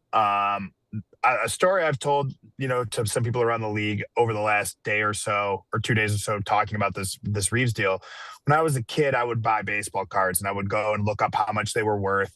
I'd tell my mom, hey, this, Danny Tarnable rookie card is worth $250. And my mom would say, oh, cool. You have someone willing to give you $2.50 for it? And I'd say no. And she would say, it's not worth $2.50, Dan. Austin Reeves was worth the max deal because he was going to get it somewhere else. Detroit Pistons were very aggressive. The word around the league was that they were going to move things around to make him a priority. The Brooklyn Nets were going to be very aggressive on Austin Reeves. He had a market at that number. The Lakers had to meet it, or else he would have been playing for a different team. Simple as that. Simple as that is right. Like, my story is not as good as your story, but I've always said that, for all those people who say that's not a max player, he is. If somebody's willing to pay him the money and the check doesn't bounce, then he is a max player. Now, let me ask you this. He's always said, I want to be a Laker for life, but was there a moment in recent days where he thought that he may have played his last game for LA? 100%. It's been reported since, so I don't feel like I'm sharing too much now. I mean, the first offer for from the Lakers was low. It was about $150 million over 5 years. That was not where they landed. That's about $30 million a year. That's less than Jordan Poole makes, right? And I think the Reeves camp and Austin were expecting obviously much more. They knew what his market was going to be. The Lakers figured it out. They fixed it. But I think, when you start low like that, the chances of getting someone to take a quote-unquote hometown discount probably go out the window, right? So they got to the number they needed to get to, because the most important thing, Jim, was that Austin Reeves is on the Lakers next year, that they don't lose him for nothing. Even if you don't like the player, you have to keep him. Like, you just can't lose top-tier assets that way. This is a guy who's 22, 5-5. You just can't let that walk out the door for zero.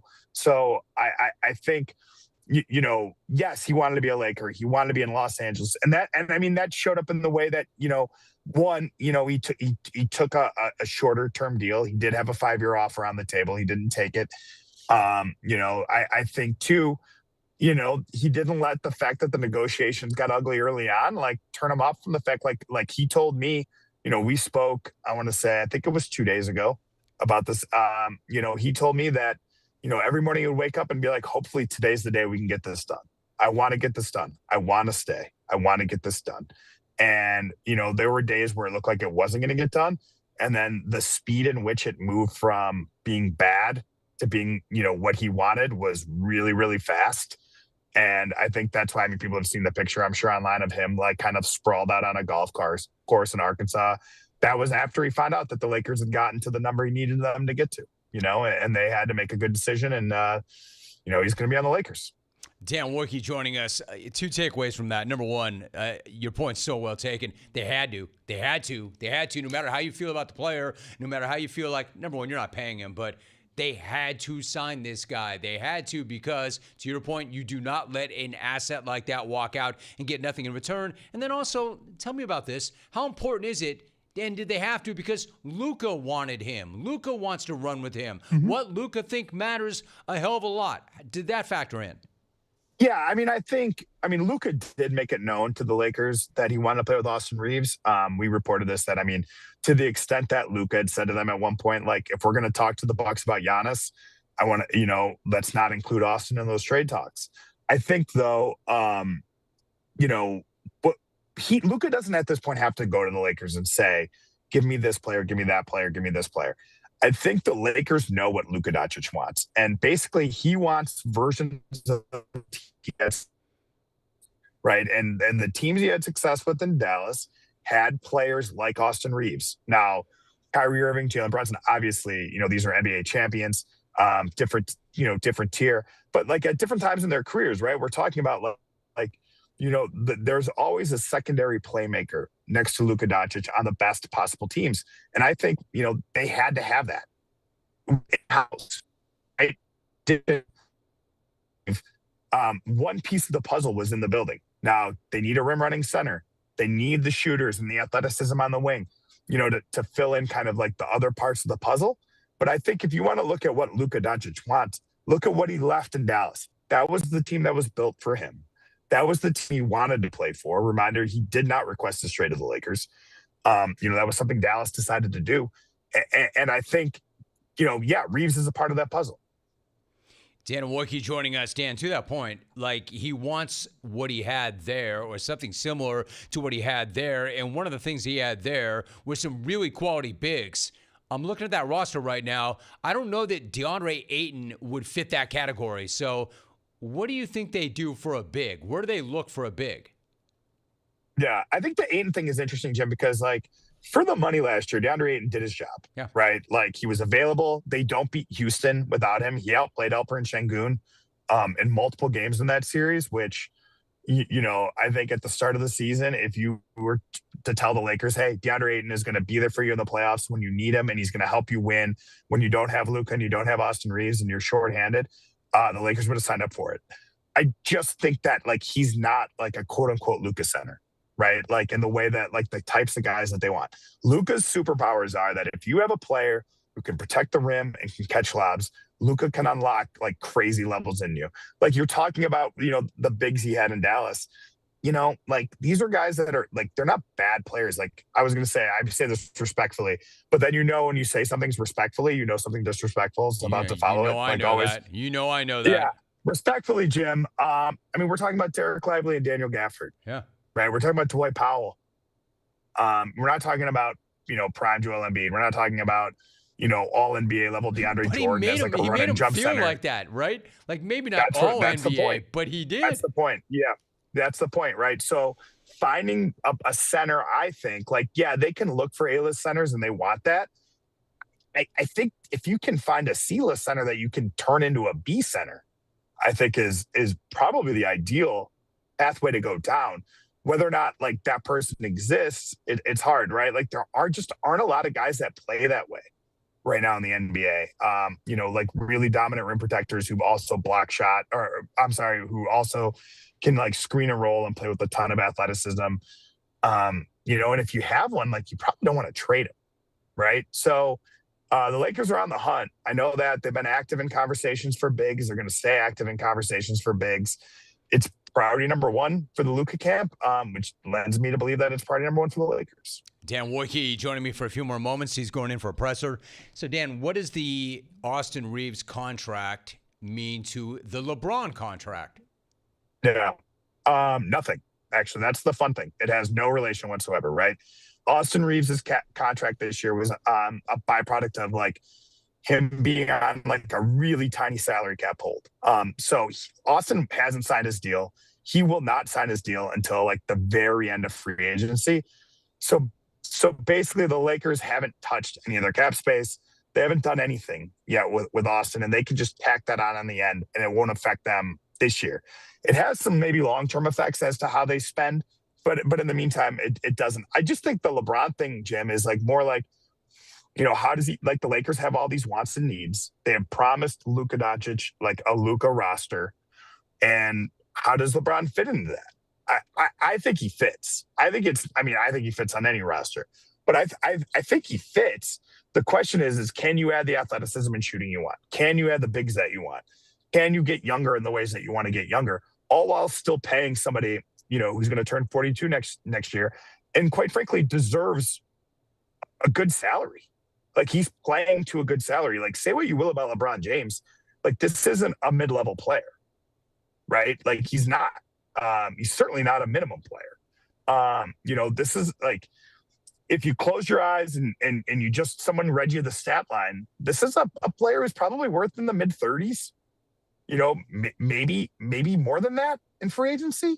But that's not who he is. He's LeBron James. And it's really hard in a lot of ways to like move forwards in a Luka direction if you have, someone as important as LeBron James. That's not to say the Lakers don't want to thread this needle. I just think that it's a tighter fit than maybe people realize.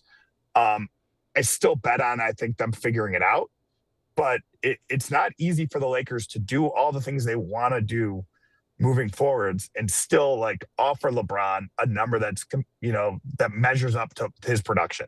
Like it just all points to him taking a real pay cut is my point, Jim. And which he's never done. He's never taken any pay cut. And they're going to ask him to take a real pay cut, so it should be really interesting.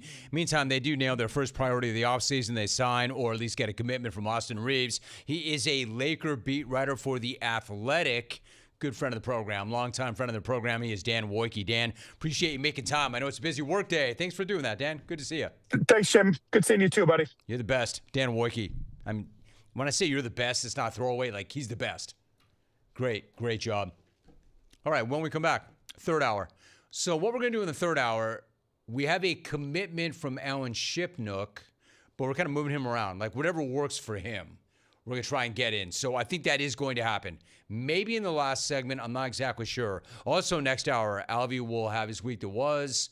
ATPs, I believe, on a Friday. We may do that. Little chat. If you want to hit me up on the phones, go ahead and do it. 1-800-636-8686. Another breaking story from today that we did not get to yet. The CFL will not have Brendan Sorsby. The CFL thinks you're too toxic. The CFL is worried about the integrity of the game. The Mets fired their manager. We talked about the USMNT. Hey, one more thing about Mauricio. There has been an attempt to get him to commit beyond this World Cup stage, class, year. Stay tuned.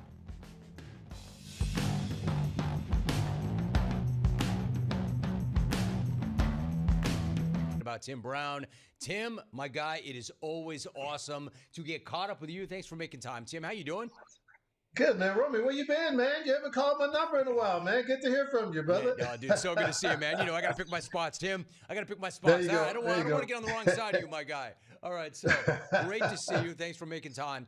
Let me ask you, when you were playing here in SoCal or even in Oakland, I don't ever remember a time that you and I were not rapping Raider football. Let me start right there. Realistically, Tim, how big of a step do you think that they can take this year with the addition of a fellow Heisman Trophy winner and a new coaching staff? Look, I think they have a really good chance. I think they had the best offseason.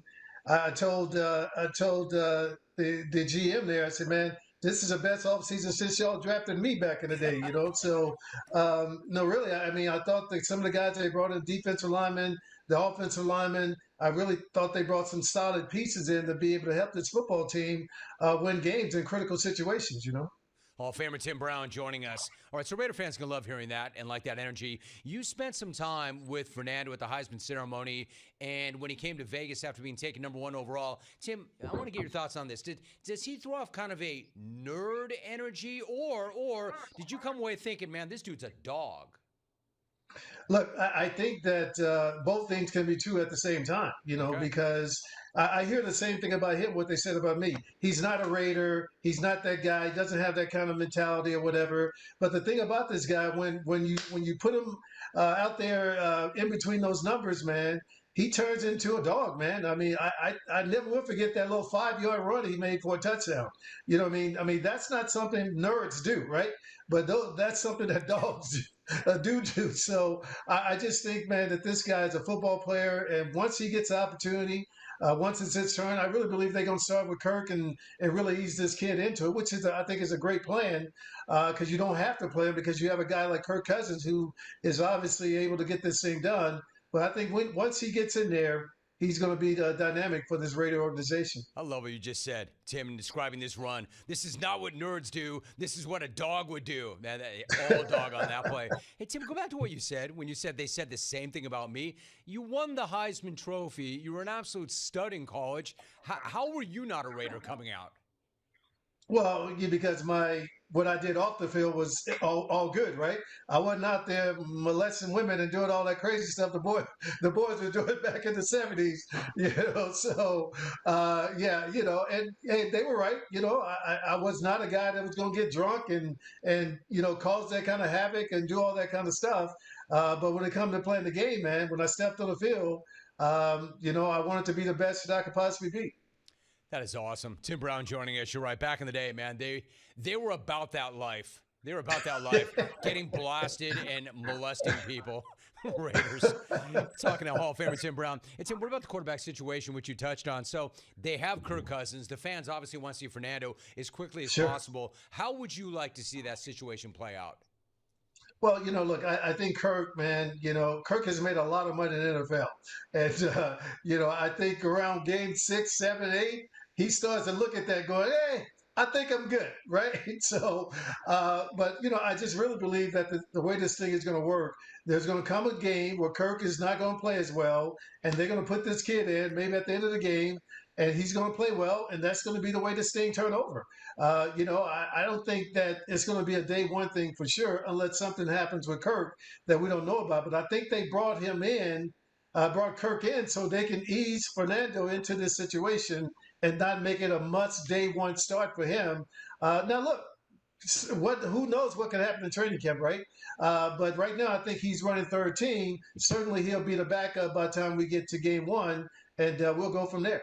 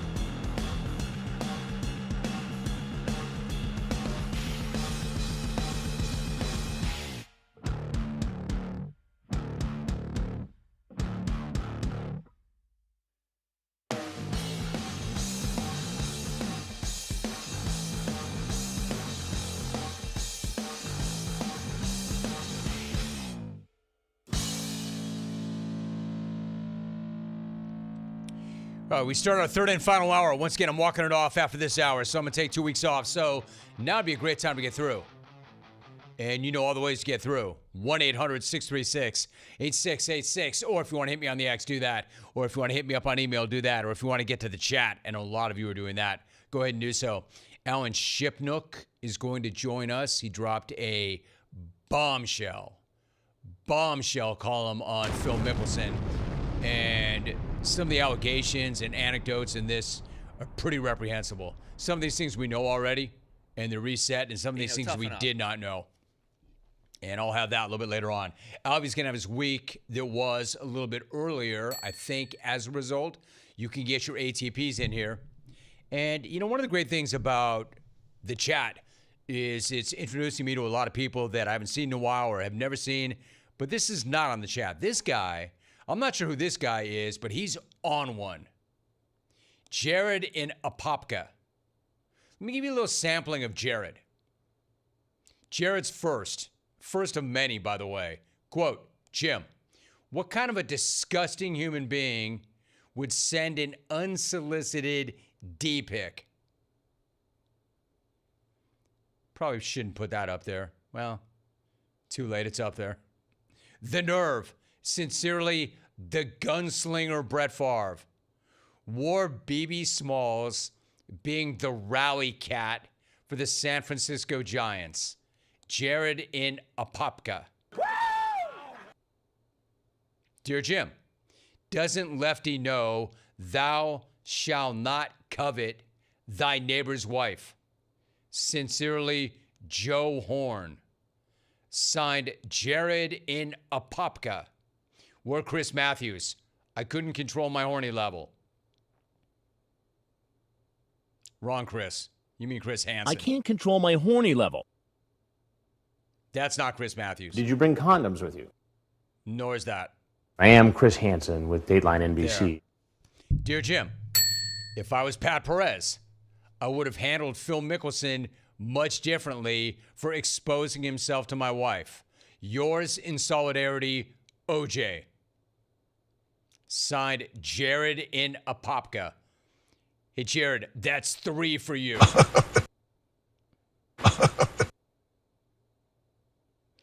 Wore this getting me on the watch list for the juice off. Jared, there is no juice off. Not for you or anybody else. You already missed the non-existent juice off.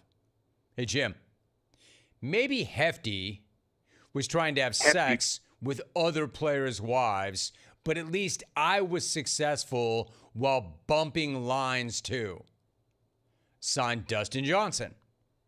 Here they come. I haven't even mentioned any part of the column, but apparently y'all found it. Mike in Temecula, War Lake Life. Snagger with 2 G's.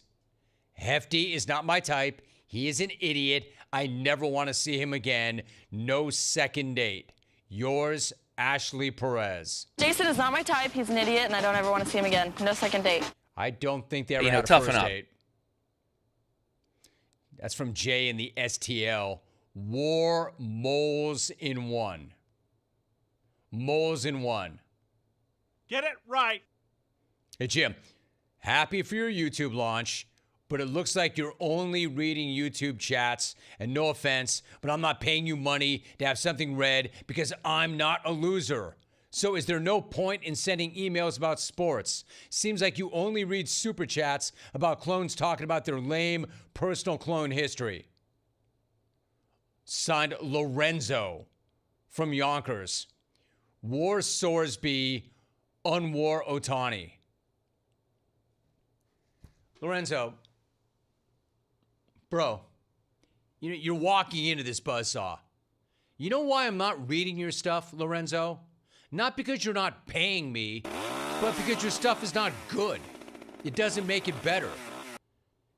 For the 100th time, Lorenzo, and for everybody like you, Lorenzo, that are getting butthurt that you think that I'm ignoring all your stuff. Never mind that for years I've read things off of X. For years, I've read things off of email. For years, I've taken telephone calls. And wait for it, for freaking days. They've been doing this for years. I've read things off the chat. Years. I said it when we started. Years. When we started. I said, we are now streaming live on YouTube. There is a new component that we have never used before. Chat, live chat. I'm going to read from it, but, all the same forms of engagement still remain. I will still use them, including X. How many of you people on X, if you don't want to go to the chat, don't go to the chat. Yeah, but you won't read it. Yes, I will.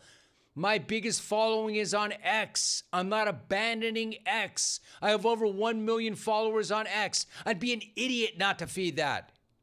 Of course I'm going to do that. And I'm going to take your telephone calls, and I'm going to read your emails. However, I leaned into the new thing this week. And you know why? It was bleeping awesome. It was off the hook. People who were in it were old school clones saying, Rome, this is incredible. We're loving it. Sorry, Lorenzo. Sorry that I went over there because they were having so much fun with it. And no, I didn't read only people who paid me. Lorenzo, again, I can't be bought. $5 is not going to stop me in my tracks, Lorenzo. I'm not going to stop the show for a $2 super chat, believe it or not. Come on, man. You want your stuff read. You want your stuff read. You want your content on the air. Make it better. Make me need it. Make me want it. Make it so it makes the show better, but don't bail out and cry to me about you're only doing it because they're paying you off. Dude, I find that offensive. I really do. That pisses me off. Hey, Rome, you're not reading my awesome stuff because they're kissing your ass over there for $2 and telling you they're an old school clone. Come on, man. That actually does aggravate me. I'm not reading their stuff because they paid me $1. Oh, dude, you're not stepping off that curb unless there's $1. Come on, Lo, be better, do better. Hey, Lorenzo, if your stuff was kick-ass, I'd read it every single day for free. I'll give you an example. You know who hasn't super chatted me yet? You know who hasn't given me a nickel? Jamie in Green Bay. I read his stuff every day. You know why? It's good. Man, you clones, I tolerate a lot from you. I really do. But not when you're butthurt when you don't get your stuff read. If you want your content on the air, improve it. I guarantee we'll find it. Why? It's less work for me, and I find a way to engage with you. He's not the first one. V in the fee. I'm with Coach Mauricio on this one. I can't wait for the knockout stage either. Cheers, Bill Cosby. War Rome being USMNT's correspondent. Hey, there's one low. He didn't pay for that. I read it. D. Wilcox, 463999. Also, not on Super Chat. Not on chat at all. He didn't buy this. I really need to get out more. When did Turkey add the yay? I have been confused for the last 24 hours about that. Go USA. Have a great vacation, Jim. Grab a pasty for me. War gaining 20 pounds the next 2 weeks. War that not happening, and I don't know when they became a yay. I don't know when Turkey became a yay. Ken and SA. Also, didn't buy this. Hey, Rome. I showed Pat Perez's wife my distinguished member. Signed Phil Mickelson. I wouldn't have read that if you did pay for it. Hey, so are we clear on this? Are we clear on this whole YouTube thing? It's new. It's new, and for us on this show, the technology is new. We've never had live chat. Lorenzo and people like Lorenzo, that's why I keep reading it. People love it. There's new energy. And yes, I'm going to acknowledge people, not who pay me, but who lost track of the show, who found their way back to the show and are excited and are ecstatic. And I want to shout them out and say, I see you. I see you. I appreciate you. Welcome home. Welcome home. Uh-oh. Chat alert. This is on the chat, but it's free. Adrian the Moon, Rome. Thanks for the awesome content. It's been an awesome week on YouTube. Enjoy the 2 weeks off with the fam. Have an awesome 4th of July. Adrian, thank you, dude. Appreciate you. All right, so the Mets fired their manager. The CFL will not take Brendan Sorsby. That's something. Hey, really quickly, XCR. Shout out to XCR. Shout out to the XCR. Looking at you down the hall. Looking at you, Lauren. Looking at you, Nick. Can we do Bryce Harper?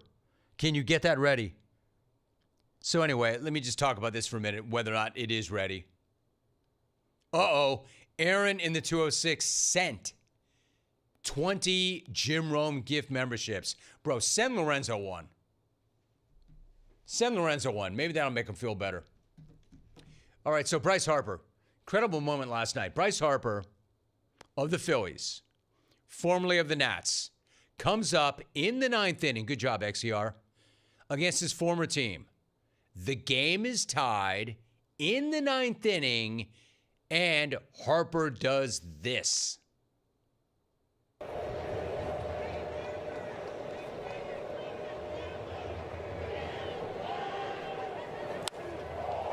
Out to left and hit well. Dale and Lyle back, and the Phillies have done it again.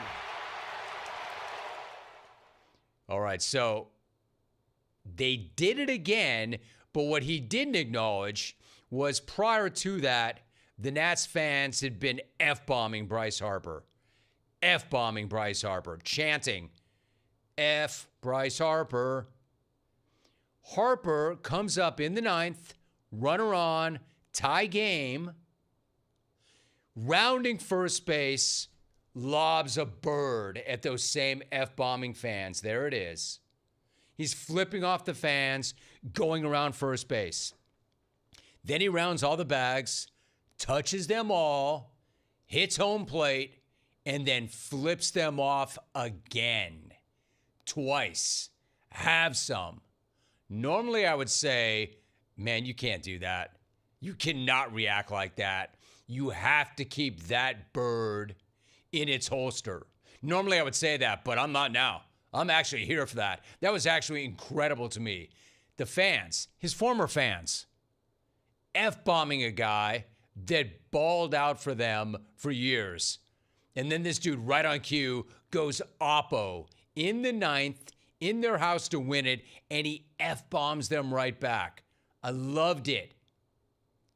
If that's wrong, I don't want to be right. I'm here for it. Except when it was over and he was asked about it, he acted like it never even happened. You gestured out to right field when you're running the bases. Did you hear them chanting? And why did you do that? Obviously. Yeah. Ring finger, though. So just make sure that's out there. But yeah, I mean, obviously everybody heard it. We heard it the other night. I mean, they were doing the same thing to Trey. Which is crazy because they should probably know their history a little bit with him winning a World Series here. And it's weird coming from a fan base, obviously, that I sweated for 7 years. Dude, come on, man. Ring finger. Oh, obviously ring finger. Let's make sure that's out there.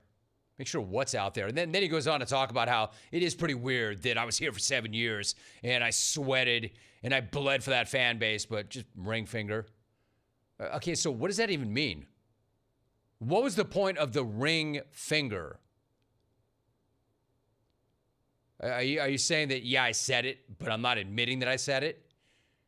Or am I going to do a deeper dive and say ring finger? You mean the ring that you won? Are you showing them the ring that you won? Because you've never won a ring. Are you showing them an empty ring finger? Are you showing them the finger where a ring would go if you ever won one? Because you're not showing them something they don't have because they won one right when you left. Anyway, Bryce, none of this makes sense. Just own it, dude. Stand on it. Stand on that business. Own what you did. It was awesome. They're totally disrespecting you. They're F-bombing you. And right when you hear that, you jump ship and you go oppo and you win the game and you do it in their house to their face and you F-bomb them? Dude, why are you pretending like that didn't happen when it was awesome? You did it. They deserved it. I have your back for doing that. But I'm not going to have your back for acting like it didn't happen and saying like, oh yeah, no, I was just pointing my ring finger. You just don't want to admit it? How can you not admit it? It's on video. We saw it. Just stand on that, my dude. Stand on that. It was awesome. It was an awesome baseball moment. Well, I just want to put that out there. Let's make sure that's out there. It was my ring finger. What, you want them to know you're married? You want them to know this is where you'd put a ring? You want them to know you have a ring finger? Yeah, I don't want your JP chats or your emails, your texts, or anybody else missing digits. I don't know. I thought that had the potential for such an awesome moment. And it was awesome until it wasn't. Come on, man, just say it. Yeah, I did it. Yeah, I did it. They deserved it. Why they F-bombing me? I gave them everything I had for 7 years. Have some.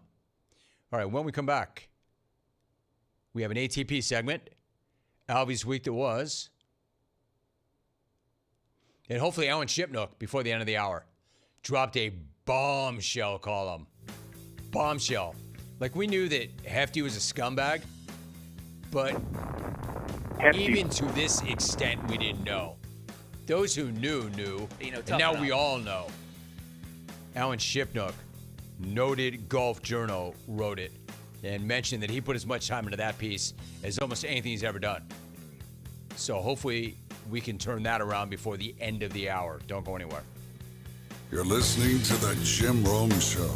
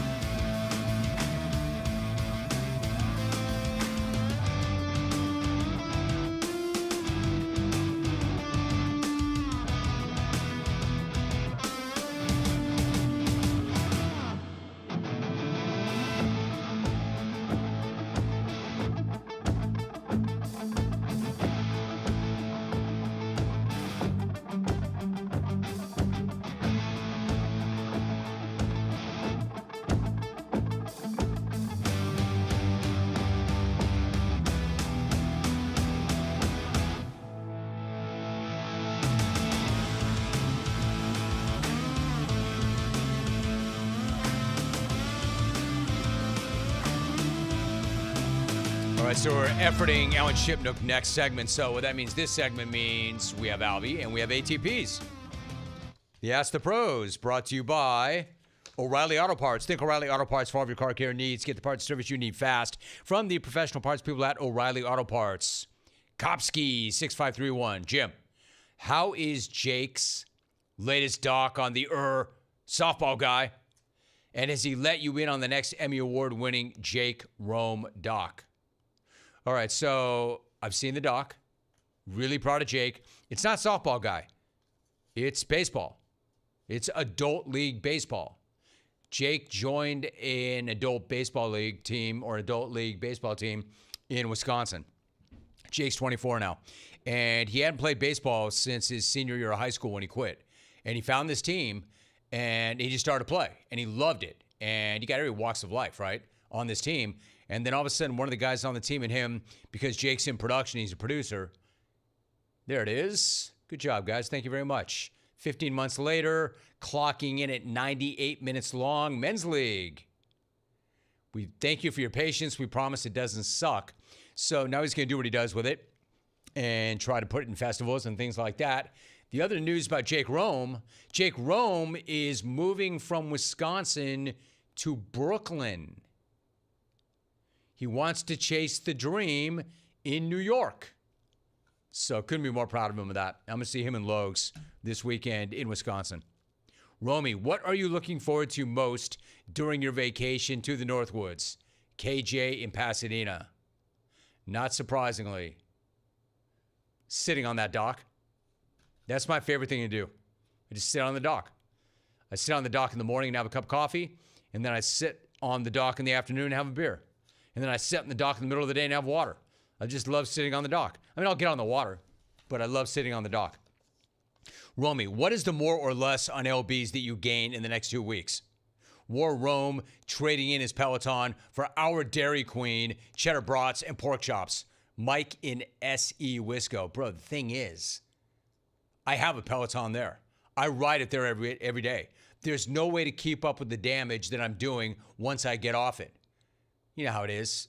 You just do the math. How many calories are you taking in and how many are you burning? And that lets you know where you are. The other problem I have is I can't get a good sweat. I don't want to get too much information in here. But again, I can't get a good sweat because freaking Logan keeps the bottom floor at 60 degrees. So I ride in 60 degrees. In Cali, I actually turn the heat on before I ride. I love it. I love it in the summertime. That's my favorite time because I can sweat off more weight. Not with Logan and the meat locker down there. Yo, Tam Man, when you make the move to Northwoods, is there going to be a late night Dairy Queen run after you hit up the sandbar during the day? San Francisco Mario. Wore BB Smalls and SF and wore late night Jack in the Box runs when you're blasted. Almost assuredly. It's the best Dairy Queen in the world. It just hits differently there. Of course, it's Wisconsin. Why would a Wisconsin Dairy Queen taste like a Dairy Queen in Cali? It just doesn't. I don't know if it's because we're blasted, but I just think that it's the Dairyland. It's the Dairyland. It hits differently. Believe me, I've had pops late at night, both in Cali and in Wisconsin, and hit up Dairy Queen. It hits differently there. It's just better. Alvy, can we do what you do? The week that was. Bye, Alvy. What's cracking? Hope your week is off to a great start. Mine is enormous day in the jungle. Wyndham Clark battling himself. Blockbuster trade in the NHL. Breaking major news this morning. Dusty May. And will Giannis be traded? And where to? Where do I start with all of that? With none of that. The entire daily show is going to air every day live on our YouTube channel. Live chat. We haven't had that before. So many new handles. So many new people interacting. Love it. Yeah. Pat Kelsey. Hey, Romy. It's an honor to be in the jungle. Congrats on being live on the YouTube channel. I know the clones are going crazy in the chat. Oh, look who showed up. V in the feed. I can't find you anywhere on RedTube. War Rome for having more streams than R. Kelly. And I'm on the highway, and I ain't never alone, and I'm riding with my friend, and his name is Jim Rome. Let me remind you noobs about the reality of the World Cup. This soccer game is hard, dog. rapping game is hard, dog. Winning the World Cup is hard. Really bleeping hard. I'm talking about Ryan McDonough. Big fan of yours for a long time, and it's great to be with you on the show. You know, given the position they were in, I thought Milwaukee did a nice job, but I think the time to make this deal, Jim, was a year ago. I don't know that my son Logan even knows what I do for a living. He certainly never has reacted to anything that I've ever done or posted. He's watching, and then he writes, "See you working on YouTube." Boomer turns hip. YouTube chat pretty lit. It's lit! That right there is the move. Look at Silk. Look how young Silk is. This is the guy that you're cracking on every day for having a supple rack. Look at Silk. That's that guy. Can you give them a taste of Romageddon? Grill sucks. I mean, he has the gums the size of... No, I can't.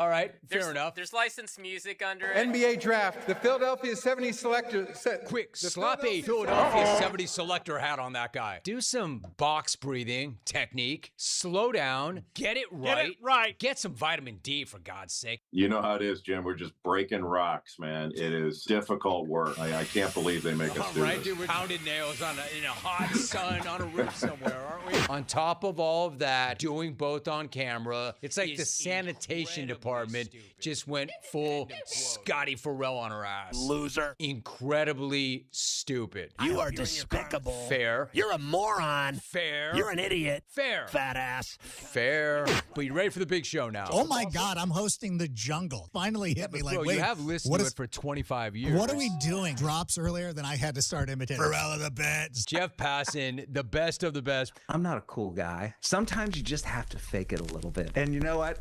I can play these records, but it's a lot easier to just click. And I'm not one of those like sound fidelity guys. Your pathway to pay LeBron the money is to trade Jared Allen for him. The Lakers would kill for Jared Allen. Kill for Let's him. go, Right? Windy. Kill. Murder. Kill.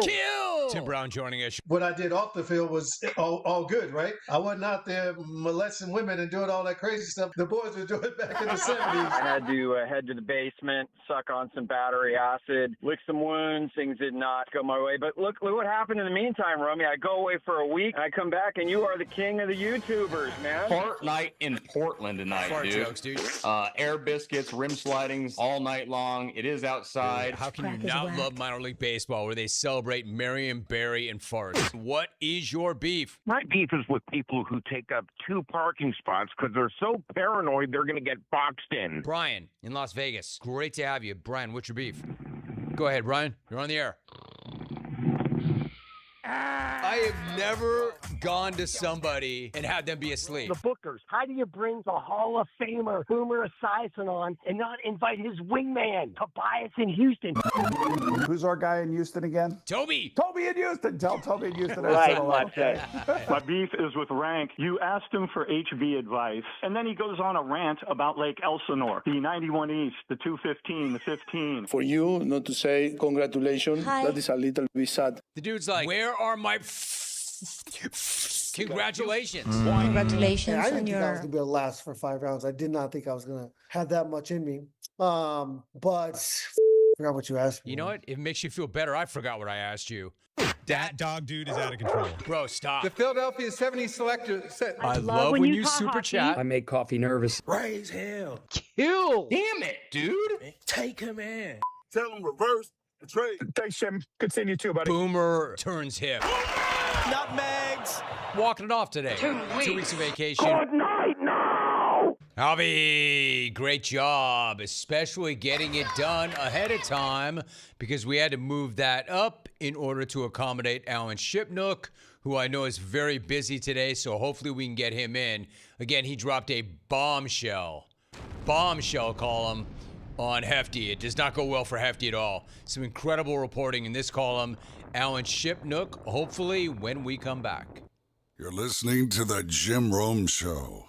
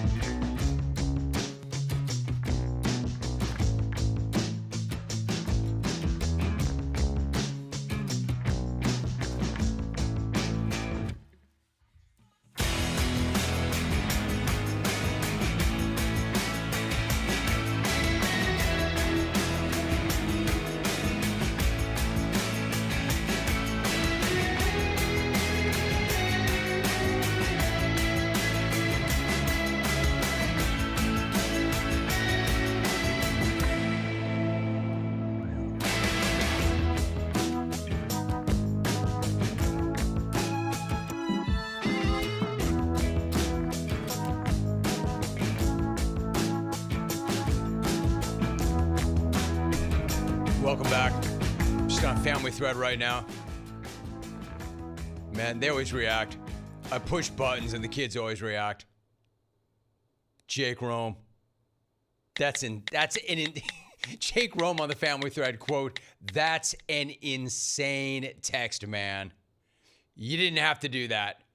I wrote back, "Just pushing buttons, son." He bite every time, too. It's hilarious. Oh, no, it was inappropriate what I said. I would never say it on the show. I just said it in the Family Thread because I knew the kid would react, and he did. Rogan Lowe. No, not Rogan. Jake. Logan hit me with something like, "That's just out of pocket, Pops." Jake will say, that's insane. You don't need to go there. Rolling. But I just did, though. All right, so I'm efforting Alan Shipnook. We are close to having that. Meantime, this is my last segment. We are set to go. He is an acclaimed golf writer. He's a best-selling author whose books include Live and Let Die, The Inside Story of the War Between the PGA Tour and Live Golf. He is a contributor to Scratch Golf website, which focuses on the intersection of golf and culture. Scratch is where this particular column dropped today. Alan Shipnook joins me. Alan, we never ever book the same hour, so I appreciate you making time. Thank you very much for joining us, dude. How you doing? How's your day going? Good. It's been action packed, I will say, but I always have time for you, Jim. You know that. Dude, I appreciate you very much. I know that. And listen, action packed. I mean, you've done a lot of unbelievable work over the years. This one is an absolute bombshell, a bombshell about Phil Mickelson. Let me start at the very top of the column, actually. Pat Perez. And Pat Perez is somebody I know that I haven't talked to in a number of years, but he would come on the program back in the day. How long has Phil known Pat Perez? And then what happened between the two of these guys? Yeah, I mean, Phil's about 6 years older, but they've known each other since they were kids in San Diego playing junior golf. You know, Pat would play up a few age groups. And so they've been, you know, frenemies for 4 to 5 decades. They were never close, but there's a long history there and a mutual respect. And so, yeah, it's quite a tale. I mean, Pat married a woman named Ashley who, Phil struck up a correspondence with, and as it's all laid out in the story, he invited the Perez's to come to join him at his villa at Liberty National Golf Club. This is in 2015 during the Barclays tournament. And when Pat got up to use the restroom, Phil pulled out his phone and allegedly showed Ashley a photo of himself naked with an erection, flexing a bicep. It's quite an image.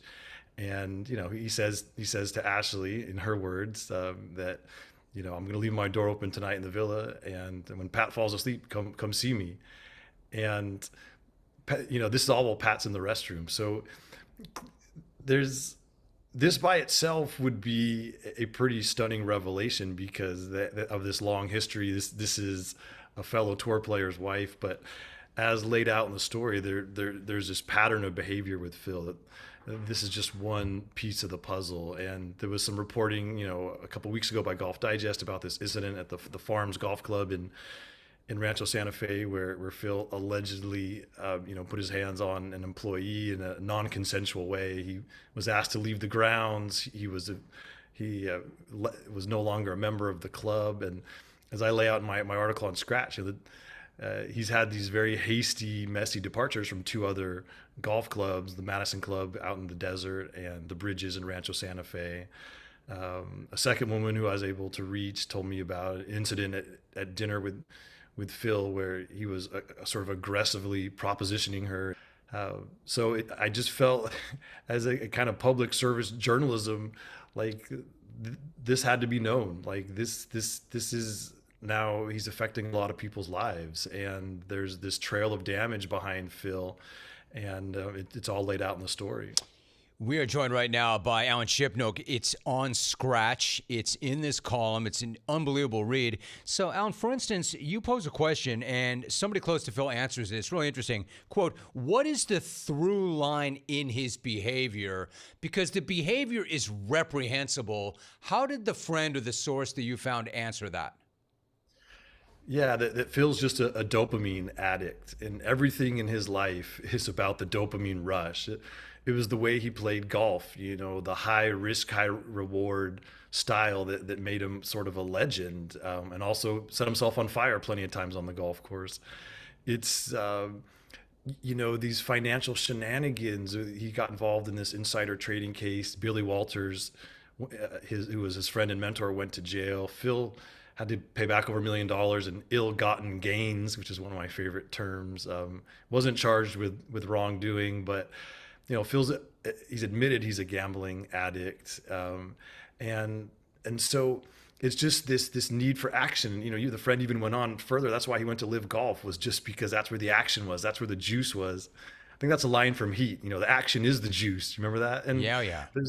There's like, it's a constant pattern of behavior. And you could have empathy for Phil because, you know, addiction is a serious thing, and he has sought treatment. And there's part of me that wants to be empathetic. But when you're harming so many people along the way, allegedly, and you're destroying relationships, and there's just this messiness. At some point, it becomes an issue of personal responsibility that transcends the addiction. Like, get help, surround yourself with better people, and do better. And clearly, you know, Phil is still failing at that. The problem is I have empathy for addicts, but it's like he's addicted to everything. Like, you tell this amazing story also in the column. Alan Shipnuck is my guest. Why was Phil paying some kid at the golf course to drive around with his phone? Right. So this was at the Bridges Golf Club in Rancho Santa Fe, and had multiple sources of the club among members who played golf with Phil, who were close to Phil.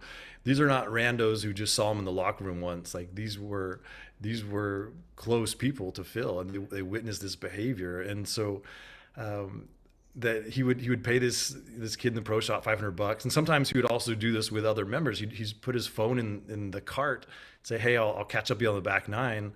And that would give him a couple hours where, if his wife was monitoring his location, it would be like, oh, he's on the second hole, he's on the third hole, he's on the fourth hole. And that would give time for Phil to sneak away and do whatever he might want to do unchaperoned. And, you know, other members have said that there was this house on the golf course owned by a fellow member he was buddies with, and sometimes he would go there for rendezvous. And so this is all laid out in the story in great detail. And Phil's not a victim here. This is like a well thought. The Bridges were aware of this, and one of them called it an open secret. And so again, it's this long-standing pattern that shows up in different places and different relationships with Phil and the people around him. This column is on Scratch. Alan Shipnuck is the author. You know, Alan, believe it or not, I used to be a member at Madison back in the day. Not because I played, but because I had some real estate there way back in the day, and not anymore. But what happened there? Why is he no longer a member there? And what was his act like at Madison? Because I do know that club, and I do know some of the membership. Yeah, and so I did a podcast with Phil back in 2017 at the Madison Club, and there's 5. They call them suites. You and I might call them condos, whatever. There's 5 domiciles in the clubhouse that the members can purchase. And Phil had one of them, and it definitely had bachelor pad vibes, you know, dark leather furniture. The walls were covered with photos from his career. There was golf stuff everywhere. And Phil would spend a lot of time at the Madison Club, especially in December and January, getting ready for the season, and especially in March, getting ready for Augusta National and the Masters. And he was always there, you know, without his wife. The people at the club said they almost never saw Amy at the club, except around the Coachella Festival, when she would sometimes stay there and take the kids to hear music. But otherwise, it was always Phil by himself. And, you know, I talked to members and I talked to employees at the club. You know, Phil started having an overnight guest in his condo. And I even know the breakfast order he would send up. He'd go out to play golf, and he would have a veggie omelet and an almond milk latte delivered to the door while he was out playing golf. And so eventually that came to a boil, and the club got a phone call from the Mickelson family's wealth management firm, and they said, sell the condo. Phil's no longer a member. And, you know, the people who are close to Phil there and who were my sources said, you know, obviously that something happened and he was forced to leave. And so again, you have the bridges, you have the Masson Club, you have the farms. I've had other people reach out to me since this story was published and told about other golf clubs where maybe there's some issues with Phil no longer being a member. And so it's you're talking about an all-time legend, one of the dozen greatest golfers of all time. When you start being unwelcome at golf clubs, who usually love to have the pros hang out, I mean, they'll give you a free membership just so you'll come and grace them with your presence. When you start getting barred from these places, those are serious transgressions, and it just points to this larger problem. Yeah, I made the exact same point when that first story broke a couple of weeks back that, man, those clubs want you so badly. It's such a good look for the club. If they're telling you to leave, then there's some really bad things going on. Alan Shipnick joins me for another couple of minutes, and I do appreciate it. Alan, so, for instance, can you remember when he was thought to be the best family guy ever on tour? Remember when Amy was pregnant? Remember when Amy was sick? We all thought that he was the greatest family guy ever, but of course those who knew. Why does Amy stay with him and stand by his side? Well, that's a tough question to answer. I mean, I think that that was always part of Phil's brand, was the family guy, and I think it was genuine. I think that he loved playing that role, and so when he skipped the U.S. Open to go one of his kids' high school graduations, he felt no anguish about that. And when he won the Masters, when Amy and when his mom both were battling breast cancer, and that was a triumphant moment for the whole family, and those tears were real. The people I talked to said, something sort of changed with Phil in the middle of the 2000 teens. He had won the Open Championship at Muirfield in 2013, and he's called that kind of his greatest victory in a lot of ways. And after that, the wins dwindled, and Amy had beaten breast cancer, but she was not traveling nearly as much because of the wear and tear, and because she wanted to be, home and take care of the 3 kids as they became teenagers, and they had these busy lives. And according to multiple sources on the story, Phil started drinking a lot more on the road, and that's when his behavior started to change. And so he's in his mid to late 40s. He's getting restless. He's unfulfilled on the golf course. We can sort of speculate about why things started to go off the rails. That was also around the time where the Billy Walters stuff blew up. There was this case with the stockbroker who Phil transferred money to pay off a debt to this overseas concern. The stockbroker got busted and went to prison. Phil, no charges against Phil. There was just an increasing amount of messiness. I wrote a biography of Phil Mickelson, and there's stuff in the book about these shady bookies he's dealing with, and they were ripping him off and not paying them the money that Phil was owed. Because what is Phil going to do? He can't cry to the feds about that. And so there was a lot of a lot of mess around Phil, and it's incredible that he was able to keep it bottled up for so long. The Billy Walter stuff leaked out. Billy wrote a book. He's not disguised his hatred towards Phil, but in a lot of ways, Phil has skated on so many things, and it's just like part of the reason to do this story is that the bill has come due, and there's an accountability here. And people are, I've seen a few randos in the Twitter comments saying, Phil's a private citizen, he can do whatever he wants. That's not really the social compact. When you become a superstar athlete, that you take the fame, the money, the adulation, the glory. What you're giving up is a little bit of your privacy. Everybody knows that's the drill.